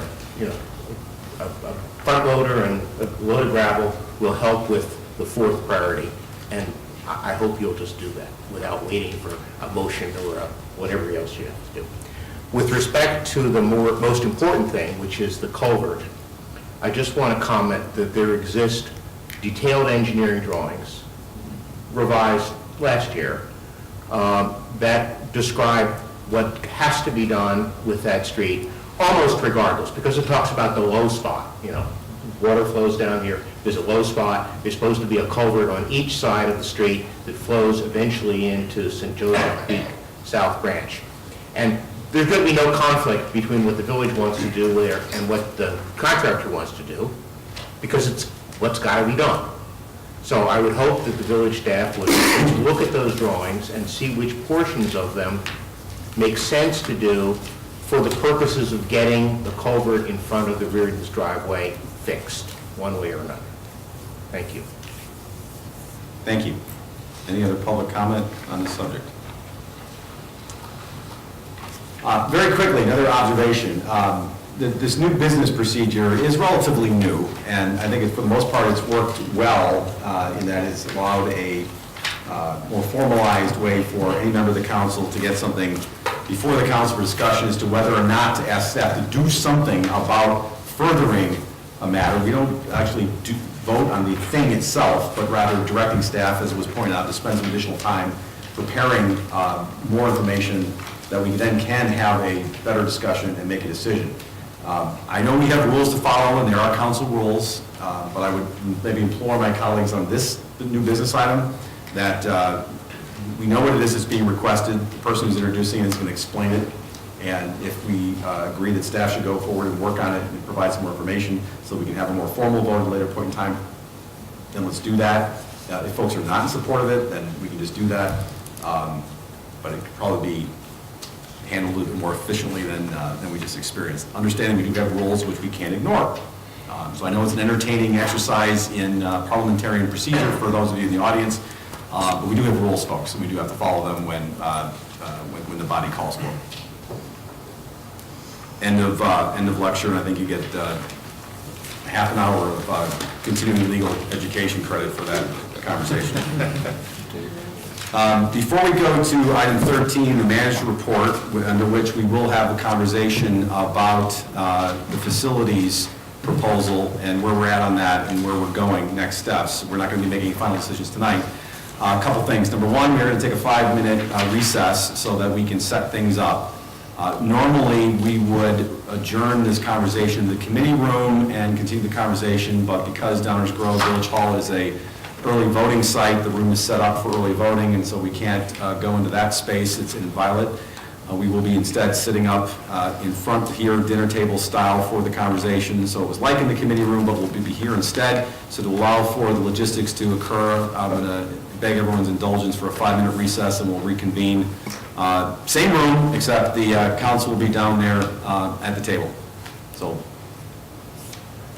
we'll take a recess. 5 minutes.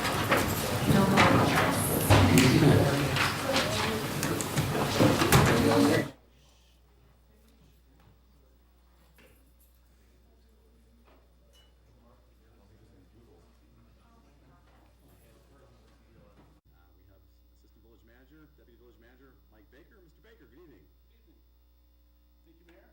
I have a few introductory comments to make before turning it over to the council for discussion with Mark Bushhouse from Williams Architects.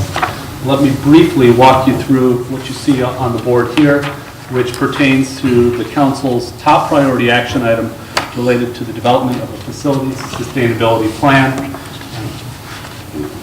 This section provides an overview and describes the process that we laid out back last year in 2015 that includes the following components. Identification of the issue, discussion and determination of resources to be committed to the project, discussion of options, which is where we are right now, ultimately working toward the development of a plan as we get close to the preparation of our budget in August and September of 2016. Here we are, beginning of March. We did allow some time toward the end of 2015 where we went through the process to hire an architect who came in and evaluated the space needs for village facilities. We're of course talking about the police station and Village Hall, where during the issues discussion we presented information and well documented the systems and operational deficiencies in both of the buildings. In addition, the police station is too small for the operational needs of that department and that facility. Village Hall is too large and laid out in a very inefficient manner to support the operations within this building. During this discussion on resources, the council ultimately determined that the project should move forward with a $16 million total project budget, relying on existing revenues and focusing on the existing sites that we're on right now. Again, after the work that was done, once Williams Architects was hired, determined the approximate space needs that these departments, that the police station should have, and that should be in Village Hall, approximately 38,000 to 47,000 square feet in the police station, and a range of between 16,500 and 21,300 square feet in the Village Hall, which really refers to the active departmental uses that occur within that building. And when you put all of this together, it really represents the key challenge that we are facing in trying to address as many of these systems and operational and space needs, deficiencies and challenges that we face with the $16 million budget. And so when we met back in January, this really was the focus. There was detailed information presented on how these space needs broke down for both of these buildings. And we concluded that meeting by stating that we would bring back information reflecting these three options that showed replacement of the systems and the associated costs for both of the buildings, replacement of the systems and remodeling of one or both, and finally replacement of the systems, remodeling, and in addition to the police station. I will note, and as reflected in the staff report prepared for this discussion, option 3, when you consider the improvements to both facilities, does far exceed the amount that was originally budgeted and does represent, again, highlights the key challenge that we face in trying to address these issues with that budget. So it's with that backdrop that I'll turn it over now for some discussion. I did just want to emphasize 3 key points before doing so. This is really the first time that we've, in the years that we've been trying to address this issue, that the Village Council has been in a position to have discussion with concept plans, cost estimates, and an assessment of what it actually achieves for us with a professional at the table that can assist with the design options. Secondly, the options discussion that we're having now is really just the beginning of this phase of the process. It is expected to take several months as we continue to refine and evaluate the options going forward based on the input and discussion of the Village Council. And what we wanted to do tonight was simply create an environment that allows for a productive conversation between the council members and Mark Bushhouse of Williams Architects so that we can sort of glean and understand the input provided in further refining and improving upon the options that have been presented so far. So I'm going to turn it over to Mark Bushhouse, who's the principal and managing partner of Williams Architects, to provide a few preliminary comments before moving into discussion, and then we'll certainly allow opportunity for input from the community as we wrap up. Mark. Thank you, Mike. Good evening. Yes, thank you. Thank you all for having me here this evening. And I haven't heard all those parliamentary things before in quite some time, so it was a good update. So this evening, we were tasked to follow through on those three options and prepare some concepts and budgets, and then be able to talk our way through these things. The first option is going to be a brief one, or I'll go as long as you want, but that was simply, again, looking at the two facilities, look at the heating, cooling, plumbing, electrical system problems that exist in both buildings, evaluate the plausible and likely work that would be required to replace and upgrade those systems and the cost that would go with that. So we've done that, and not to our surprise or your staff's surprise, or probably not to yours, we've come up with a cost range independently doing our own work that ended up very close to the studies you've had before. So it's not new news, but it is a good verification of work that's been done over the years to look at this $10+ million cost to simply keep these buildings operating in their current layout and form. Option two also is a pretty straightforward one. It is what I just talked about in option one. However, we would go a bit further and look at and determine, are there remodelings that could be done within the buildings as they currently are sized, to determine if there are some things that we could do that to improve operational efficiencies and address some of the other issues that the village is dealing with in these buildings. In the police side, as we review this and certainly talk with your staff, to go into and start remodeling the police station, if the budget and the goal is not to add on to that building, it was fairly quickly determined that to remodel that building without an addition is probably money not well spent. You talked about tearing up a road and then coming back and tearing it up again later. It is our recommendation that the village should wait to remodel the police station until it can actually address the space needs and do both at the same time, due to the incredible efficiencies of doing them at the same time versus two separate projects. However, the village hall, as been said before, already has more square feet as a building in total than is needed to meet the needs for your village hall uses.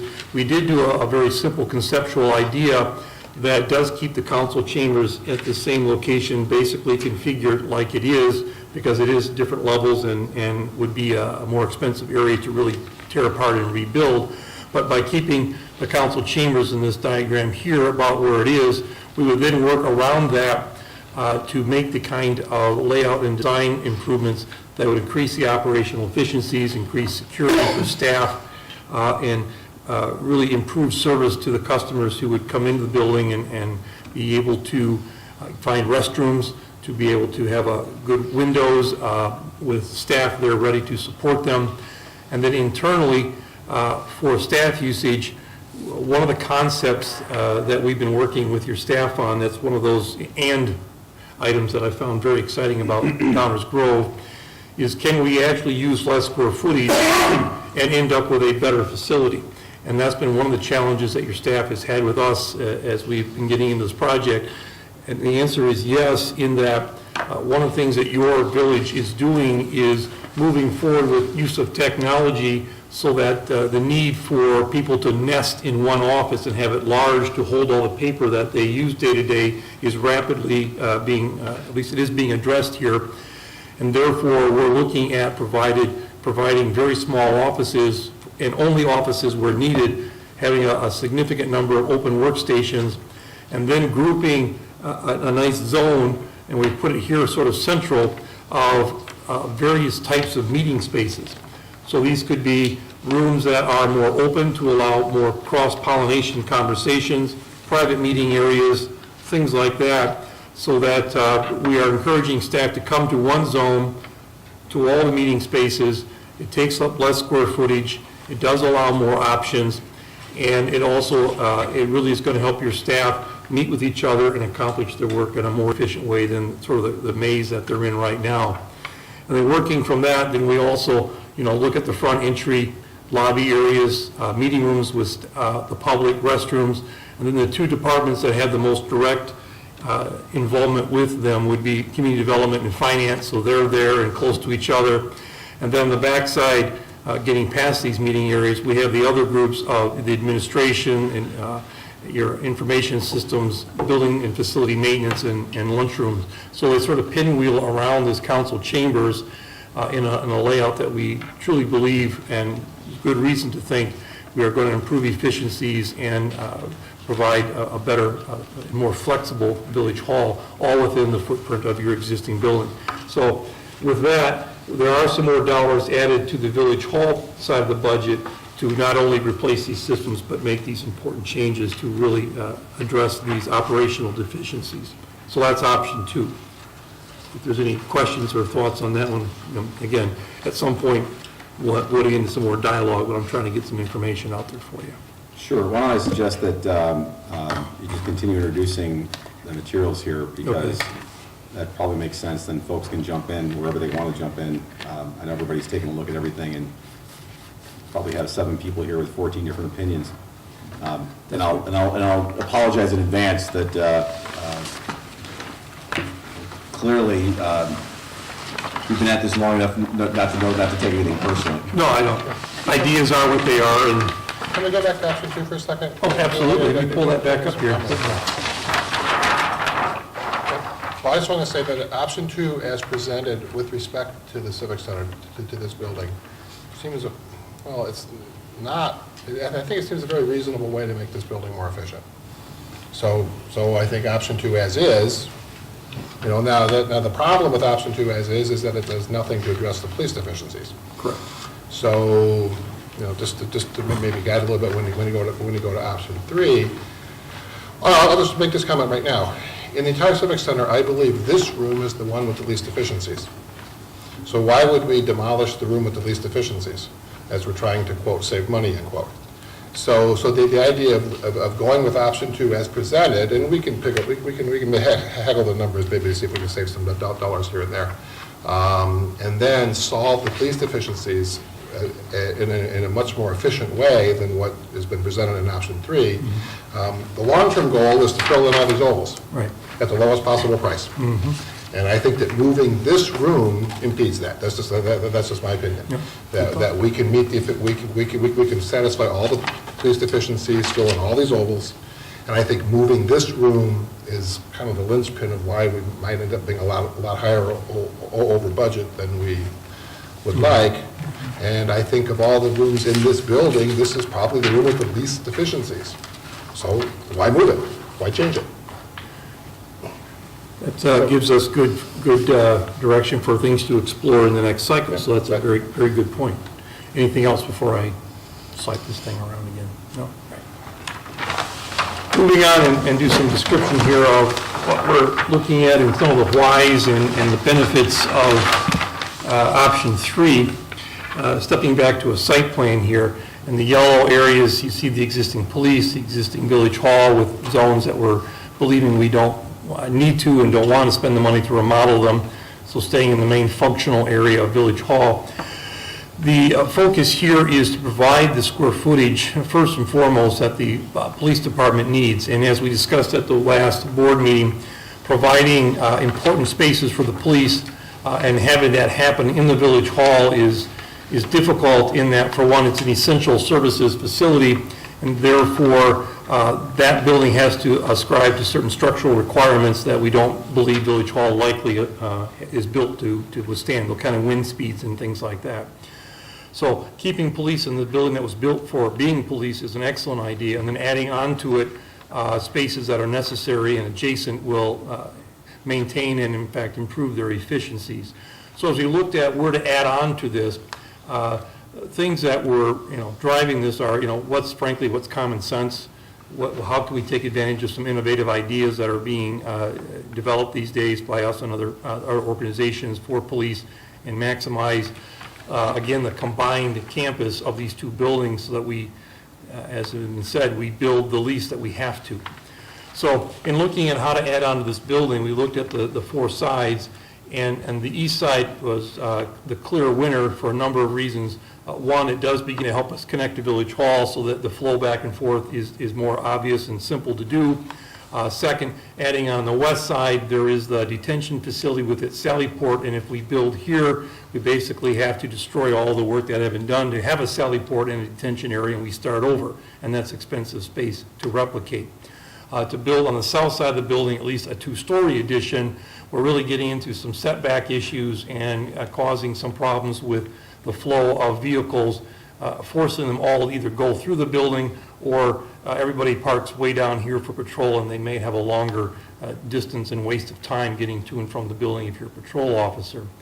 Going to the north, now we're slamming right into the visitor and commuter parking lots and staff parking lots in a way that isn't very helpful, and we now have lost the advantage of this site, which is it slopes down. This is high on the visitor parking lot and low on the south side, which really allows this building to operate the way it does today of upper level office, lower level other functions and patrol, and they each can be accessed to grade, which is a very good, efficient way to do it. So it was done with some real good thought in its day.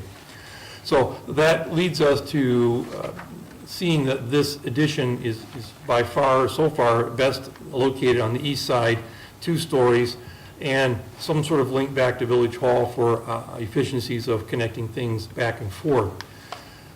Now, some of the things that the police department has, and I think we can look at a couple of floor plans that we've done very roughly here, going inside this police station of its existing and added area. I'll start on the lower level. This is the lower level of the building. This side is the north side. It's sort of underground on this side of the building, and the parking for visitors is toward me. On this lower level, right now, it is built to have a gun range tucked up against the ground on the north side of the building. There is some locker room areas here, some other staff uses, and a garage on the south side, which nicely hooks out to the existing parking lot. What we have discovered in the approaches that we're doing here with the police department is, one, the common sense idea that you've built a gun range, let's not go build another gun range. And talking with police and looking at opportunities for equipment changes and different kind of bullet traps and targeting systems, there's a high degree of confidence that we can refurbish this gun range to be a current standard facility based on how police officers train today with their weapons, so let's just reuse this.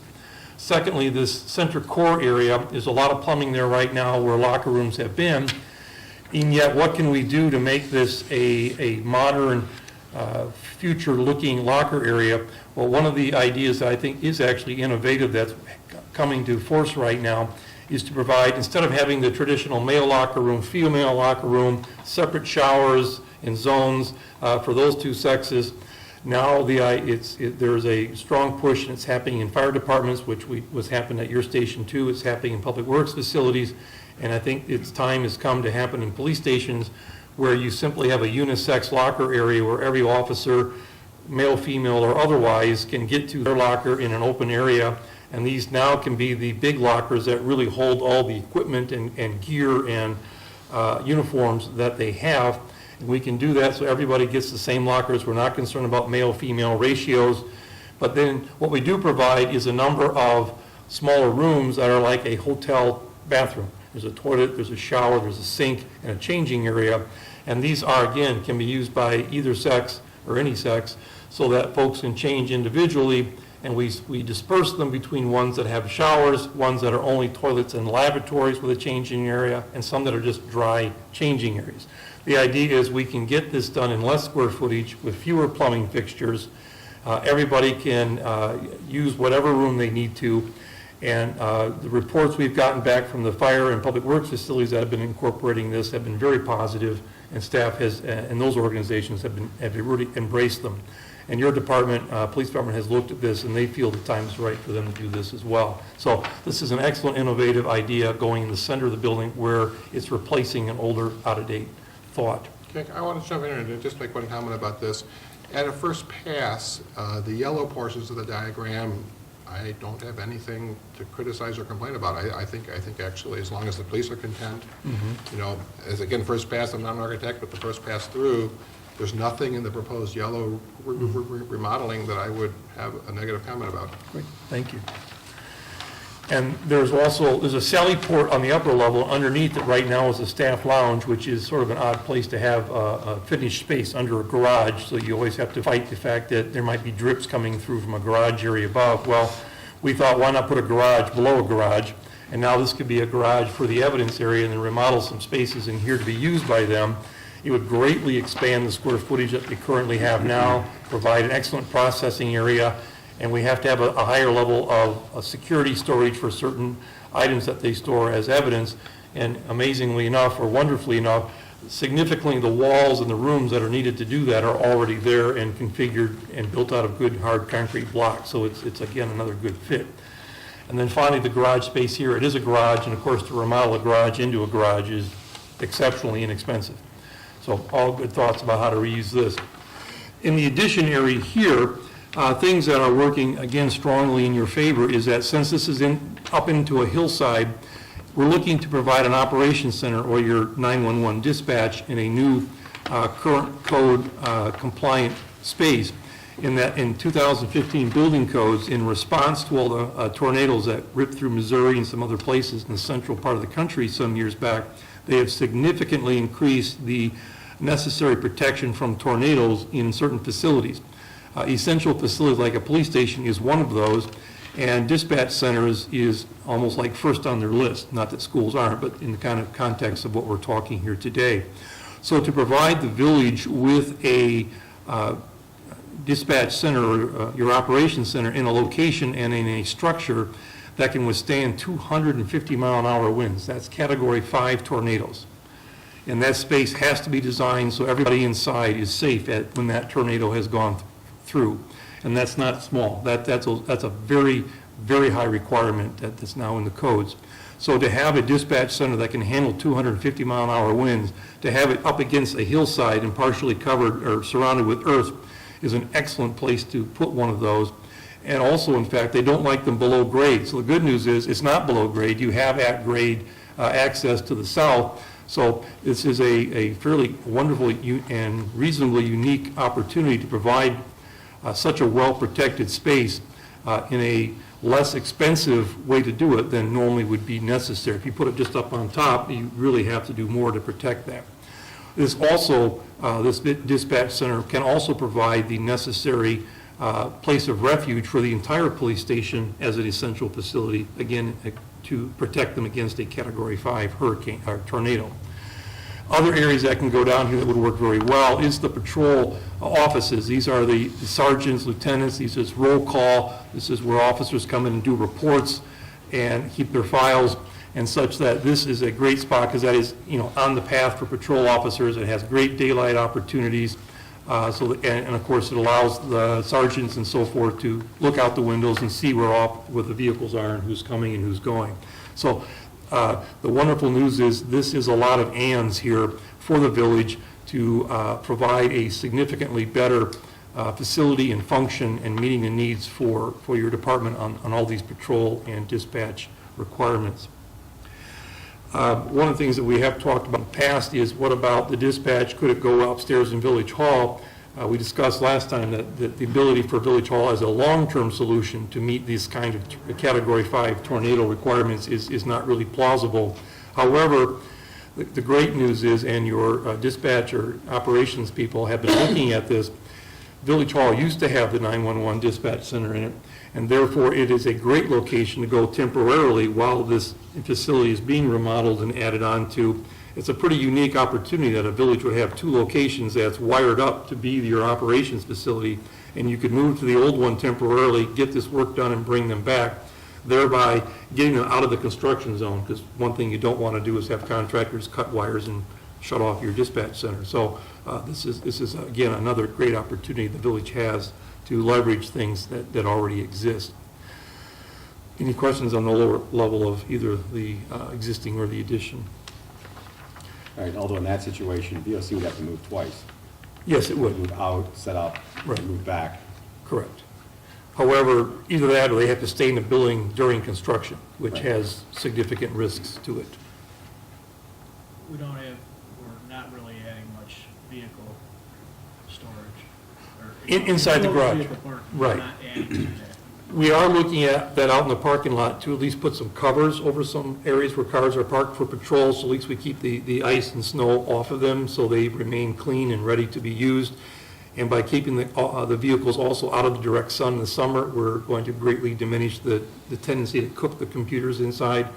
So working with your police department, they believe that if they had this many vehicles parked inside plus covered parking outside, that again, being cost efficient, and you can't have everything you want, but this approach is enough to be a very satisfactory solution for them.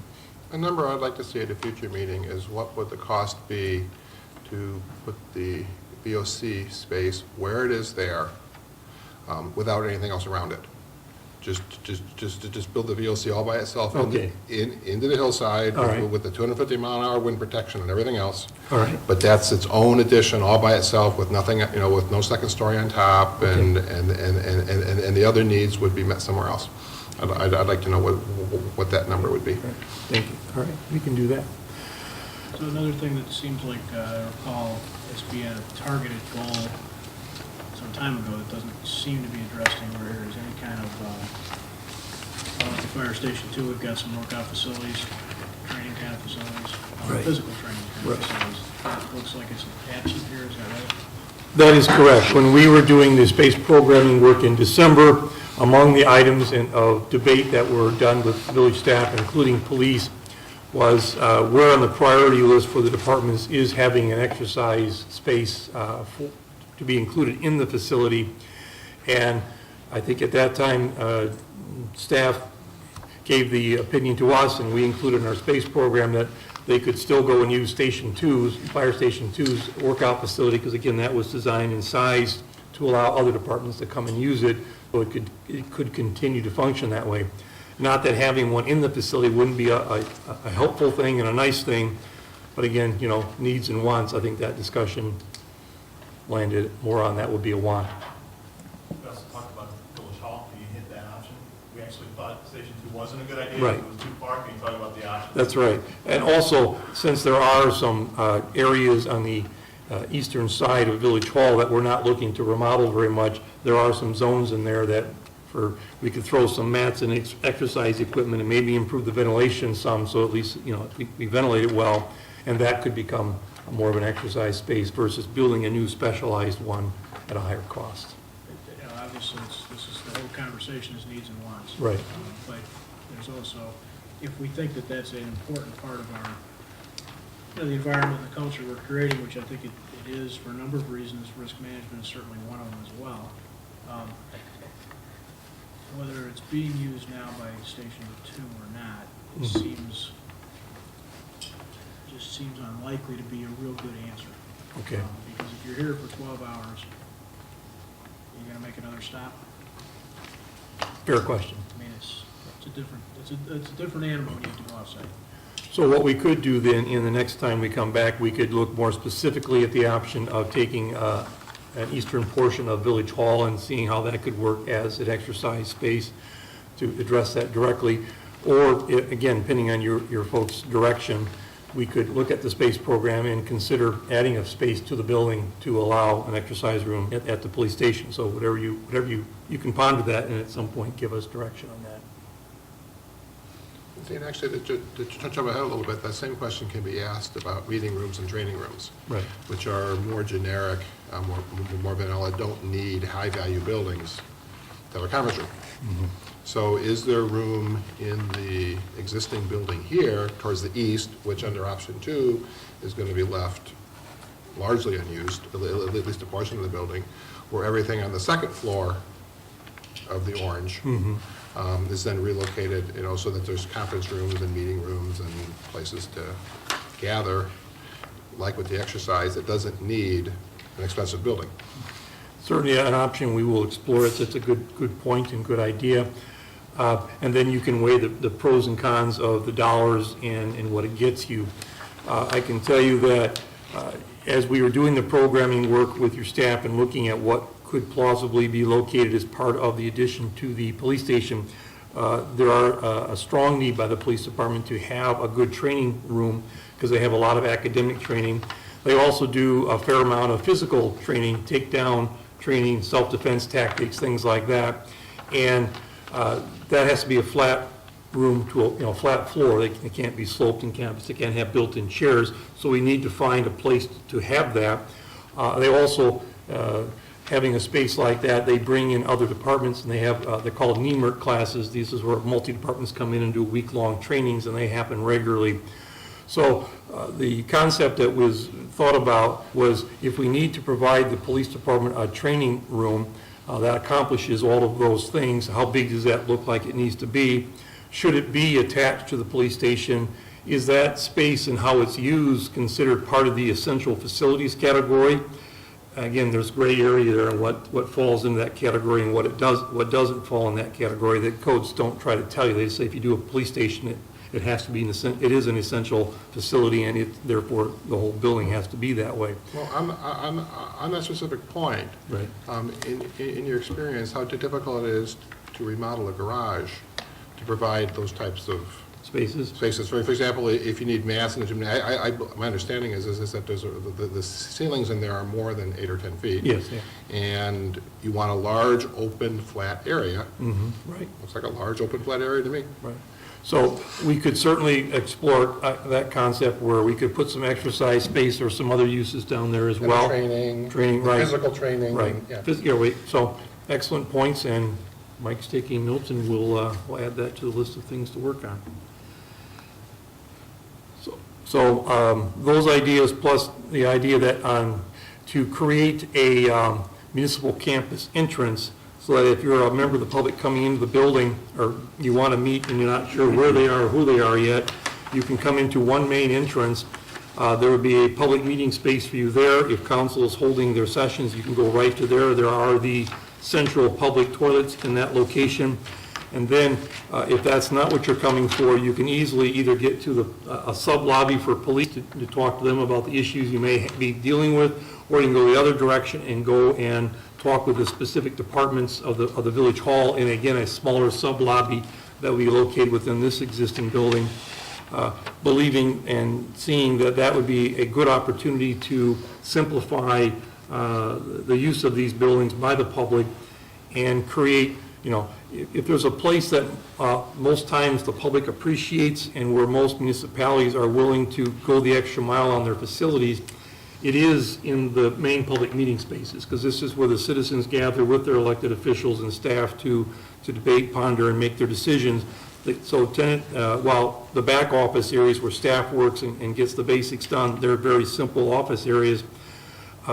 Whereas you can see this space here is a significantly level above in its finish and setup, which is another reason why you might want to leave it here. But obviously there was more money spent on this area than the other office areas of the building again, because of the way it's used and the citizens that come here. So if it was intelligent to do a training room combined with a council chambers and have it in the main public space and a main new entrance, that was the thinking behind the addition at this point, and substantially what would be on the upper floor. There also would be some smaller meeting rooms to meet with the public for various department people that could come and use that. So police could use it and Village Hall could come use this. So this was more of a public hub of the building, and then separating out into more specialized areas of the departments.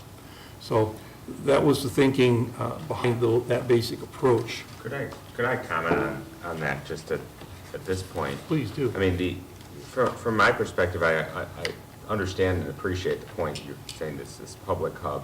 However, my main concern here, well, one is the cost, and I think the cost, this third option, coming in significantly over the original budget was a major concern of mine.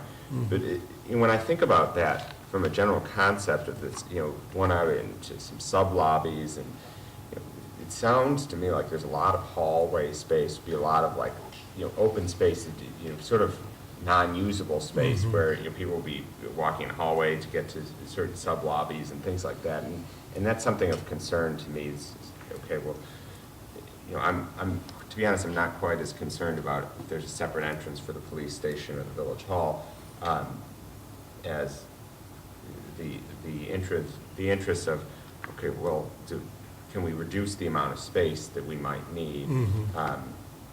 In the especially- addition, right? Right, in any sort of addition. Okay. And then the other piece I just wanted to inquire is the connection between the two buildings, the Mhm. idea of connecting the two buildings.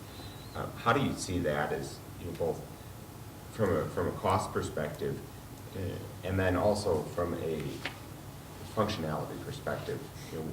How would that how would we receive significant incremental value? Okay. for that? I think some of the, well, one item, I'll address that question first, but there's another thought about council chambers and its location. But the link does begin, actually, the link provides for the ability for staff to be moving back and forth and doing some sharing of spaces so that we can be much closer to the normal needs of meeting spaces in each facility. So that in general terms, most days, they can walk quickly to a meeting room in their own building and get their work done and get back to what they need to do. Police obviously has a higher need and desire for some security and privacy for the kind of meetings they hold, so we'd like to have enough general meetings space for them that most of the time they can meet in their own. But by providing the link, we can now say, look, we can make these number of meeting spaces much closer to the average use as opposed to closer to a peak use. And therefore, if Village Hall is having an exceptional number of meetings that day, there may very well be some meeting rooms available over in police, and they can shift a meeting or two over, and they still can get their work done in an efficient way, and vice versa. So we think the link will ultimately pay for itself, one, in providing more efficient movement of staff back and forth, and the averaging down of the number of meeting spaces you may need. So we think that that can be a very helpful thing. Let's see, what was the other?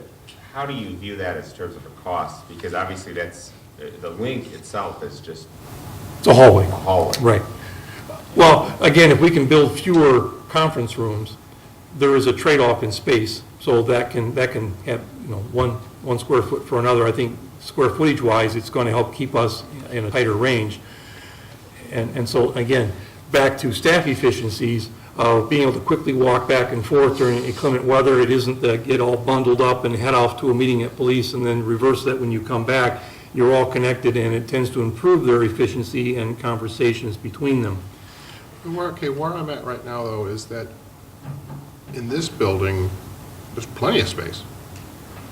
So is it cheaper to give village staff in this building more conference room space in the unused area than it would be to build a joint purpose room in between the two buildings?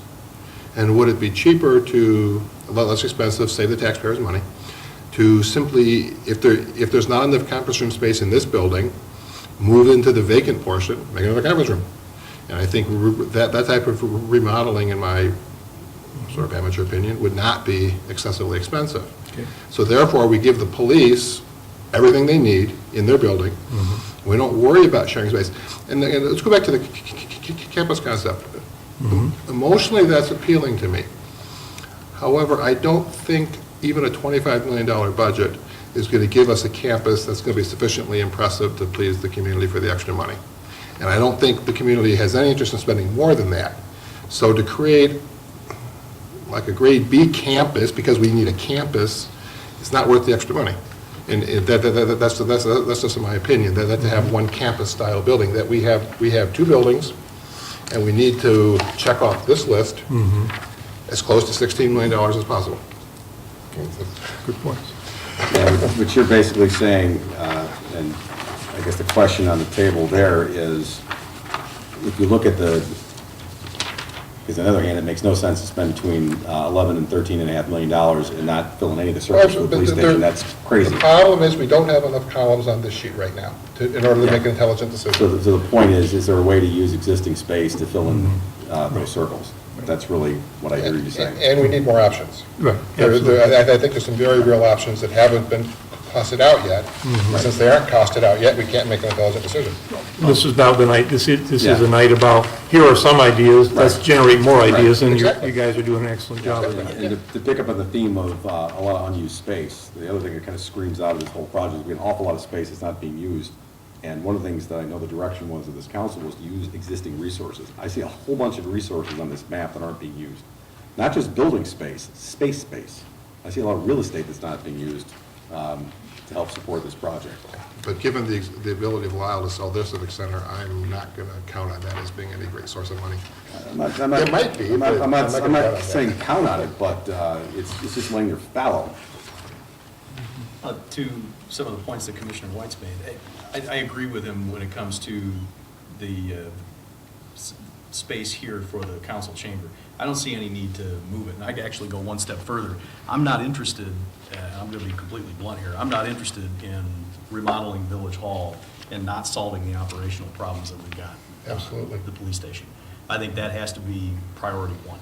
So I would much rather replace systems here, the plumbing, the roof, the HVAC, whatever needs to be done, so that we can continue to leave this as a usable space and solve the problems that the police station has. Because I see those as very significant operational challenges. I mean, if we have sensitive interviews going on in essentially public spaces, that's a big problem. The fact that we haven't had an evidentiary issue in terms of chain of custody and whatnot, despite the fact that we're storing evidence in 3 or 4 different places, is fairly remarkable, and I think we need to solve that challenge.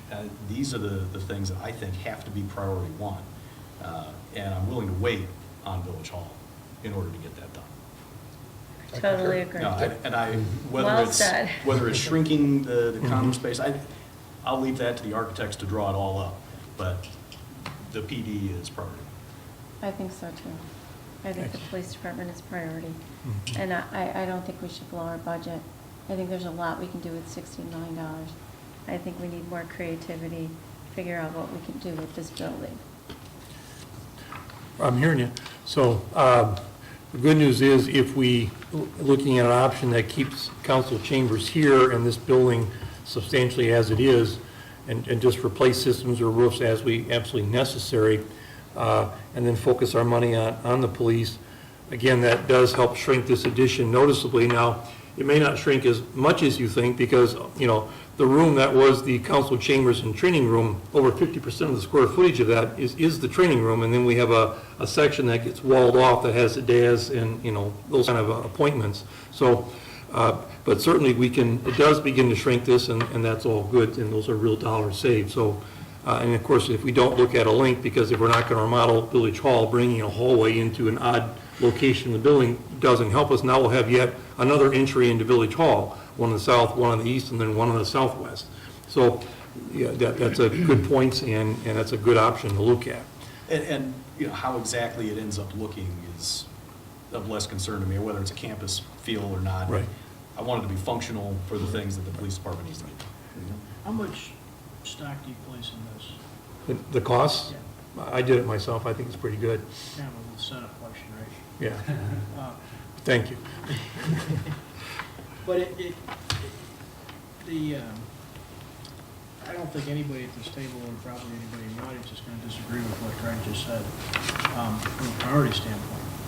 But I'm not sure all of this is priority kind of exercise. I think some of these things are mandatory expenses in my mind. And so as I'm looking at least at this first blush, if I'm understanding this table right, if you took care of your operational issues at the police station, you're talking about $15 to $18 million. Right. So whether or not you remodel Village Hall, you still have 5 to 7 in purely repair of existing. So the two of those things together, if you did nothing but fix the broken stuff, so to speak, at Village Hall, Right. and took care of the operational issues at the police station, you're looking at like $22 million. Well, I'm nervous about talking about that without seeing the detail. To do that verbally, I think that discussion should be postponed until we have, because I'm not sure how much further we can go until we get those numbers written down on paper. That's why I was asking about the accuracy as well. Well, but no, it's what's missing from that page is we can't talk about. There are other options that haven't been explored and budgeted. Exactly. Correct. The first column options, though, are not, that's what I'm getting at. Those aren't options. Those, the first column are not options. Of course, and that's not in dispute. So that, okay, but that's like $10 to $12 million out of 16. I think we're kind of skipping past the sense of magnitude here. We can't talk about how much, this goes back to whether $16 million can be met as a budget. And I'm not prepared to have that discussion until I have more data. I won't have the discussion without more data. agree with that. Because it's purely hypothetical. So, and this was not intended to be one meeting, it's intended to be 3 or 4 meetings. So we can't accelerate into this meeting what probably should be discussed only after all council members have the appropriate data regarding the other options. Well, I think you guys are talking past each other. I think all Bob was saying, I mean, clearly, I think. No, he's trying to argue that we have to spend more than $16 million and we should make that decision this evening. No, that's not what I heard at all. That's not what I heard at all. I didn't say that. Let's back up a minute. What I heard, number one, is that I think all of us would be interested in figuring out, is there a way using existing space, existing buildings, to get some of these colored in? And those options aren't here. I think everybody would like to see that. Right. I didn't hear any dispute anyway, so they don't want to see that. All I heard Bob say was that if the numbers are accurate, then just fixing everything, forget about use of space, forget about everything else, just fixing everything is between $9 and almost $12 million. That's all he said. He wasn't arguing. And if we stop there and draw no other inferences from that, I'm totally fine. That's all I heard. I thought it was important to point that out. The mayor heard what I intended, I'm sorry you didn't, Phil. And I thought it was important to point that out as a follow-up to Greg's comment, because I suspect all of us would like as a first priority, if it's a wants prioritization exercise. I don't think anybody's going to argue against wanting to prioritize solving the operational issues at the police station. Does anybody? No. So it goes back to, let's see the option that takes existing space in both of these buildings and tries to see if we can get this filled in. Right. That's what I think everybody would like to see. So one of the conversations we'll have with staff then is what level of meeting spaces can we pull out of police and put in existing village hall, because the square footage is there, without having a real negative impact on the operational efficiencies of the police exactly. department. And that we don't know either. Right. We don't So know what the pros and We cons can are of wrestle that. with them on that question and come back with, does it allow us to shift some space uses over? Is that Because- feasible? right. And we don't have the data on that Right. tonight.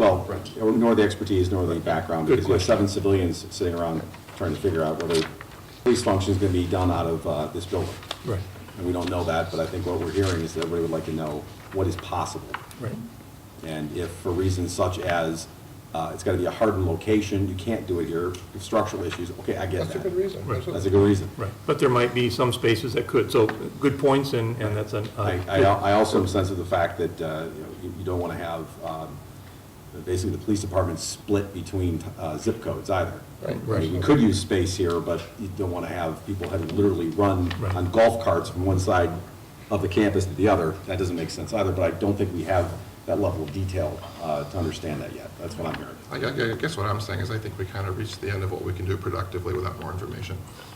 Well, Let's just put it that way. you're more advanced than the rest of us. Others might have questions. Commissioner Waldeck, do you want to come forward? Oh, go ahead. I just wanted to make one brief comment before, and just to support this idea of looking at garage space. I mean, my sense is that building new garage space would be much cheaper than building, new space for other purposes. It's my general sense. Again, that's a question being addressed to you. Right. And the answer will come back. Correct. I mean, I've been, some of the stuff I've said, we're very clear about this. I've raised a number of ideas, but it's not because I think it's a good idea, it's because I'm asking you Very good, yes. how these numbers work out. And for example, the VOC built into the hillside, I'm like, okay, that's a really good reason. Okay, done. Done. That's a good reason. So those are the types of No, things. those are good questions, and these are good things to explore and bring back and add to the information that you can all look at.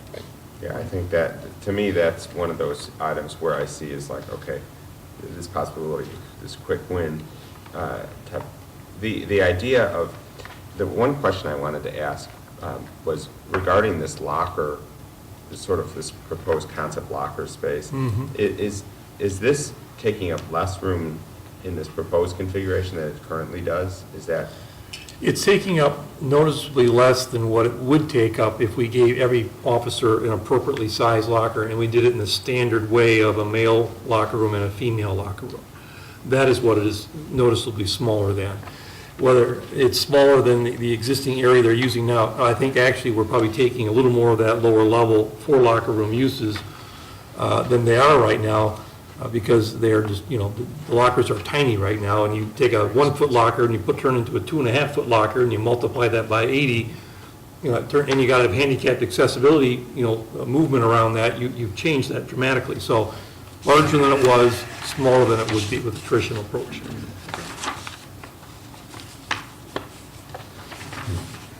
So all good ideas. Mr. Waldeck, I cut you off. Did you want to? No, you didn't cut me off at all. You hadn't started them. Yeah, that's right. No, where I was coming from, this originally started at a $46-52 million project, and we're getting it down.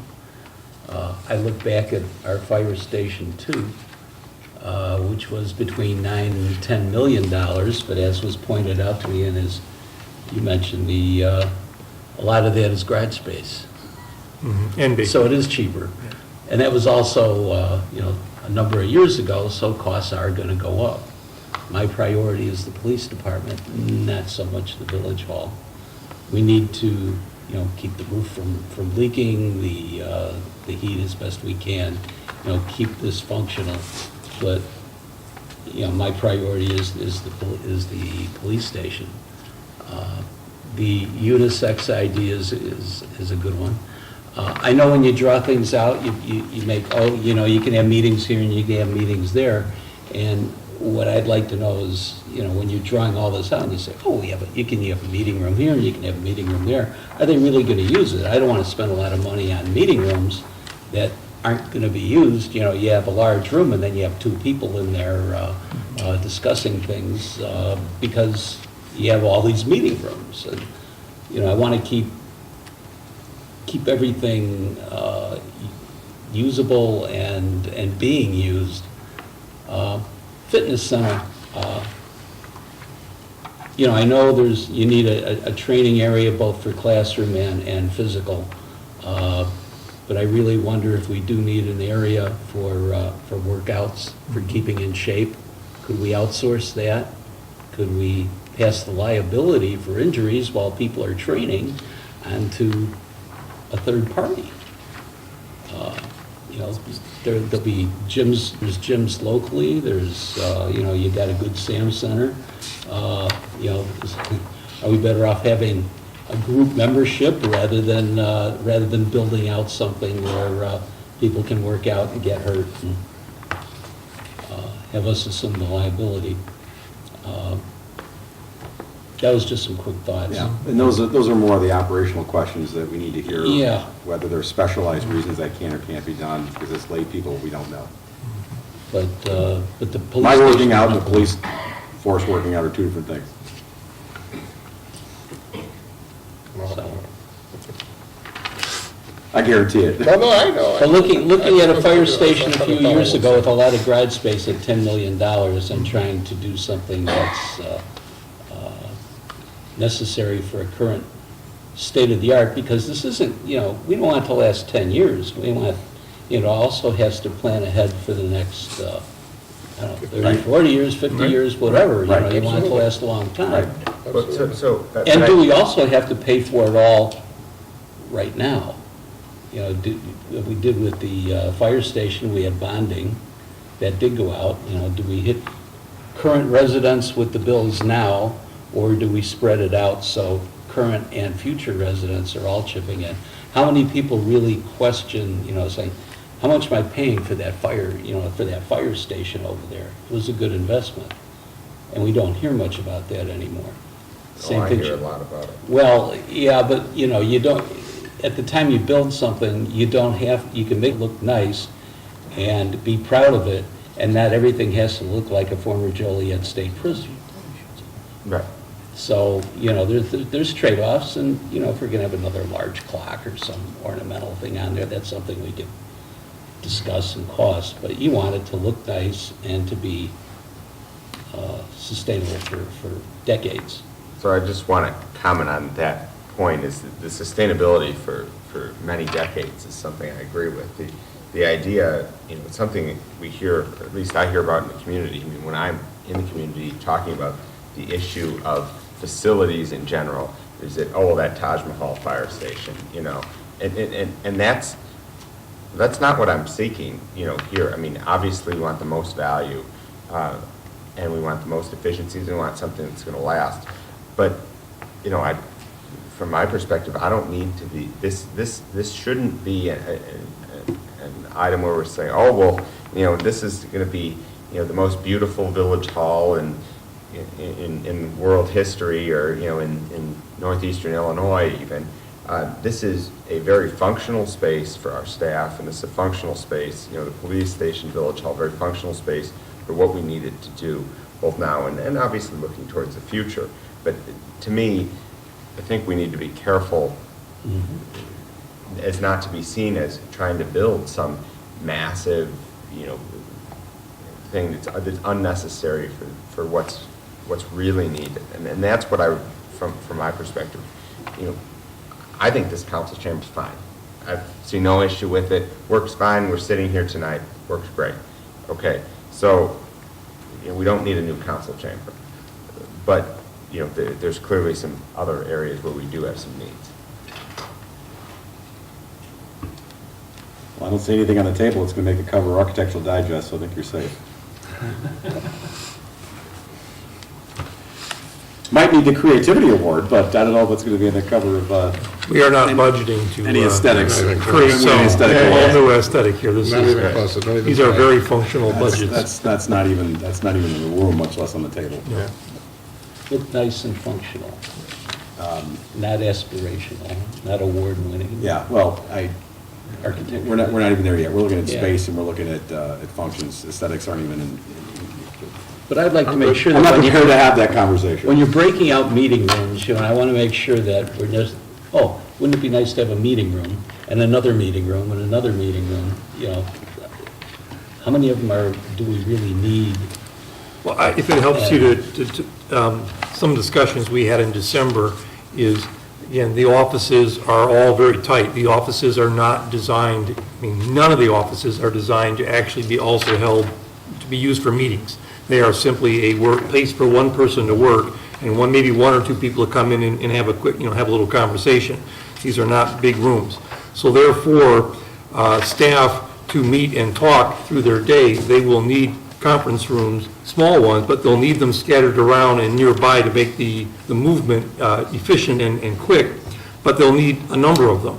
Now, the good news is, by taking space out of all the offices, we've garnered up enough square footage to give ourselves some meeting rooms and still end up building a little less building. So it's an approach that creates a lot of flexibility, a lot of options, and so if you see a higher number of conference rooms than maybe you would normally see in a village hall or police station, it is because of this innovative approach that your staff is excited about taking that shifts the usage to ways that frankly a lot of private sector clients are moving right now, because they see it happening. Right. And the other thing Just don't want to build something that isn't, you know, No, isn't you have, used, that right. isn't going to be used. Right. With all due respect, I think we're way beyond that Yeah, you're- conversation. The needs have been well vetted. They've been vetted since 2006. I don't think there's a whole lot of debate there in terms of what it is that's being needed. I think we need to go back to, let's focus. I've heard anybody suggest that we shouldn't figure out, is there a way to use existing space better to meet the needs? Mhm. And I don't think we're talking about having too many meeting rooms. I think we're talking about meeting the circles that were identified and have been over and over and over again for many years in multiple councils. And I would supplement that to the extent, and it's going to be in the police station, because there is enough space in this building to meet the needs of the civic center. But with respect to the police station, if there is not sufficient space, and I'm persuaded there's not sufficient space, okay, then what's the least expensive way we can give them the space that's needed to properly fill in those holes? Right. Because they're going to need an addition. The police station needs an addition. And That's can that's black and white. any of that be done in existing space here, understanding the unique operational challenges of that? Very simple, yeah. That's what we don't know. Yeah, It may be that you can't just park somebody over here, because there are operational reasons why that doesn't make sense. And I fully agree that, I think there's a high probability that's true. You know, so, I mean, I But think we have to see it. we have to look into it. Agree completely. Since we're on this discussion, I mean, when I look at this list of with these ovals, from my perspective, D5 under the Village Hall, you have multiple public access points. From my perspective, that's, to me, that's a low priority of any of these issues. I mean, I can understand. We're talking about B and C. Oh, D. I'm talking about D5. D is in David. Yeah, I know. No, I'm saying, but our focus was, let's fill in B and C. I understand that, and I agree with that. I'm in 100% agreement with that, but I just, given that Mr. Bushhouse and others and staff are going to be working on all this, and I'm sure, looking at multiple options, I just wanted to get that out there, to be very clear. I heard everyone say they'd trade off everything in D to get B and C. I also agree with that. That's something that I do agree with. But I think I just wanted to, make that very clear. Now, on that point, actually, another piece of information that could be helpful if we talk about staging this is, with respect to option 2, that pertains only to the building. I would like to know what additional costs would be incurred that if we did option 1 now, and then did option 2 in 3 or 4 years. Is there anything in option 1 that, if done, would make it more expensive to do option 2 a couple years down the road? And I'm not judging where I will go with that. I just would like that information. Okay. Right.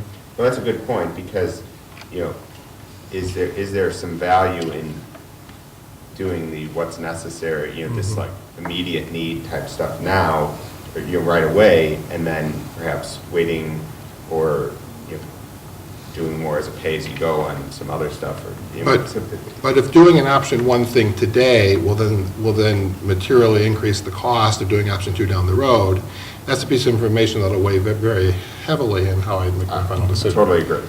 To pick up on that, since everyone is unanimously in support of making sure that we commit our dollars to solve the police station needs, it would be the A that pertains to the police station, and then B and C. And option 1 for the Civic Center, which is Well, let's just not negotiable. let's set that aside for a moment. But if there's more concern about, let's make sure that we take the dollars that we have in hand and get the stuff done that we know we need for the police station, which is kind of what I'm hearing from everybody. There is, To the extent that there's more, if there's more speculative sources of revenue, that maybe those can be used for Village Hall stuff. Because if they don't pan out or they don't surface, then you don't do it. If they do, Yes. then it's leveraging existing resources. So what I'm suggesting is that they should perhaps consider using our hard, certain dollars to take care of the things that we've all agreed are the highest priority. And to the extent that there are things that may pan out or may not pan out that allow other things, that be relegated, if at all, to additional things at Village Hall. Because if it doesn't happen, then it doesn't happen. And we still take care of what we know we need to take care of. But if it does pan out, because there are opportunities of using existing resources, which includes land that we own, that could then be used to do more with Village Hall, then I think that would be something that might be more palatable. And not doing it essential systems now that make that more expensive later. Yeah, I'd like to see that too. Is part of doing that to keep our options open Sure. later. Then an option for us to look at, the dollars budgeted for Village Hall on these systems is budgeted at a level that says we are going to fix this for a long-term approach, okay? If I'm hearing today, is the question, is there a short-term approach to keeping Village Hall dry and heated and cooled for a period of time, that money isn't wasted necessarily if you came back and did more remodeling on Village Hall, but could at least keep the rain out and keep the heating and cooling up at a better level, so you're not dependent on an 80-year-old boiler that could go at any day and now you're completely out of action. So we could. Bless you. And that might take a. to tell us that won't work. Right. Or maybe it will. Right. That I means agree with that. So I think we might I don't know. want to pull our engineers back in a little here and challenge them with us and look at these systems a little more carefully and say, is there, a way to do a shorter-term solution that's not money wasted if they stay here a long time? Now, of course, if you demo the building, then I can't help you, but, Well, right, obviously that would be wasted, but if there was something that would be a shorter-term, reasonable, non-wasteful expenditure that would allow for the Village Hall and other space, not police station. Right. that would allow the exploration of other options that would include leveraging existing resources or maybe even partnerships. That would be something I think was. I probably shouldn't share this anecdote, but I think it's funny. We put a very major addition onto our house. And the day that I got the building permit, I got a letter from my insurance company. If you don't fix your roof, we won't insure you next year. So because I had pushed the roof, I wasn't going to reshingle the roof. Right. And then pull a building permit. So I got this letter saying, these are the 3 things you have to fix or we won't insure your house next year. I said, well, that's good, I got my building permit this morning. Well, that's good, good time. But that's stretching it to the, you know, I wasn't going to put money in. Right. That I was going to, that would be tore up when I went and did, when we went and did the whole project. Right. Excellent approach. All right, so we've got, oh my gosh. So what? I didn't look at that list for a while. All right, so what, we'll take a break, and in a couple hours, you'll have all these answers. I knew you'd come up with some new good ideas, I just didn't think you guys would be quite Couple so hours plus a few minutes. excellent. And ladies, so that's good. All right. Other thoughts, comments? I mean, obviously, clearly, we're not deciding anything tonight. No. We're not even necessarily Close to deciding on a path. Mhm. This is the first time we've been able to see some drawings and whatnot. We can get some more information. I think we may have some more options. That's been a good conversation. Does anybody else want to add anything or ask Mark any questions? Or, God forbid, ask? Okay, never mind. Public comment? Hearing nothing at the table. Any comments from anyone, or questions or comments from anyone in the audience? Yes. We have a microphone somewhere, don't we? Yes. In the future, would it be possible to get the drawings displayed visually? Yeah, that's a good idea. We can probably put them up here. Okay, so we can see that. And it's just my idea that you've got 2 distinct different projects here. The police department functions 24/7, 365 days a year. That should be #1 priority. Trying to link functions of the police department to the village hall, which 5 days a week, maybe 9 hours a day, it's open. They were longer than that. It's going to be, just cause more problems. You very well may, and I think that's what we're looking at. I understand the desire to try to utilize existing constructed space rather than building new space, but we may find that the operational issues are, as you say, just too much of a problem. Say, give the police department what they need within reason. You know, they don't need a Taj Mahal, but good quality infrastructure for them. The idea of the link, maybe it would be nice to have, but I'm guessing that you're looking at well over $250,000 that could be better spent improving this structure. So, you know, it just, priority #1 should be the police department. And if we don't have enough money to complete this project, then maybe you go to the community and say, hey, we've done all of this, we just don't have enough. As Commissioner White said, we're going to wind up paying to do things over and over again by dragging it out. We have to borrow a little bit of money to complete the project, let's do it. So simple. Hey, I'm going to film that and put it on YouTube. Yeah. Thank you for the comments. Other questions or comments? And the drawings are all on the website, but you're right, it would help for the conversation to be able to, Have them up. because when you're pointing with your pointer mark, Right. we don't have an overhead camera. It That's isn't- right. Yeah. Why not? Todd? There's a all right. deficiency, Joe. Yeah, absolutely. We're on Hold on. camera. Bob? Get on it. Bob wants to say I just something. wanted, John, I just wanted to follow up and make everybody clear, this $16 million is 14 and a half borrowed. It's a bond issuance for $14.5 million. It's not money we have. So it's just, you know, Bill said money we have, David said maybe we do something pay as you go. You suggest if we don't have enough, maybe we borrow a little. This borrows $14.5 million out of the 16.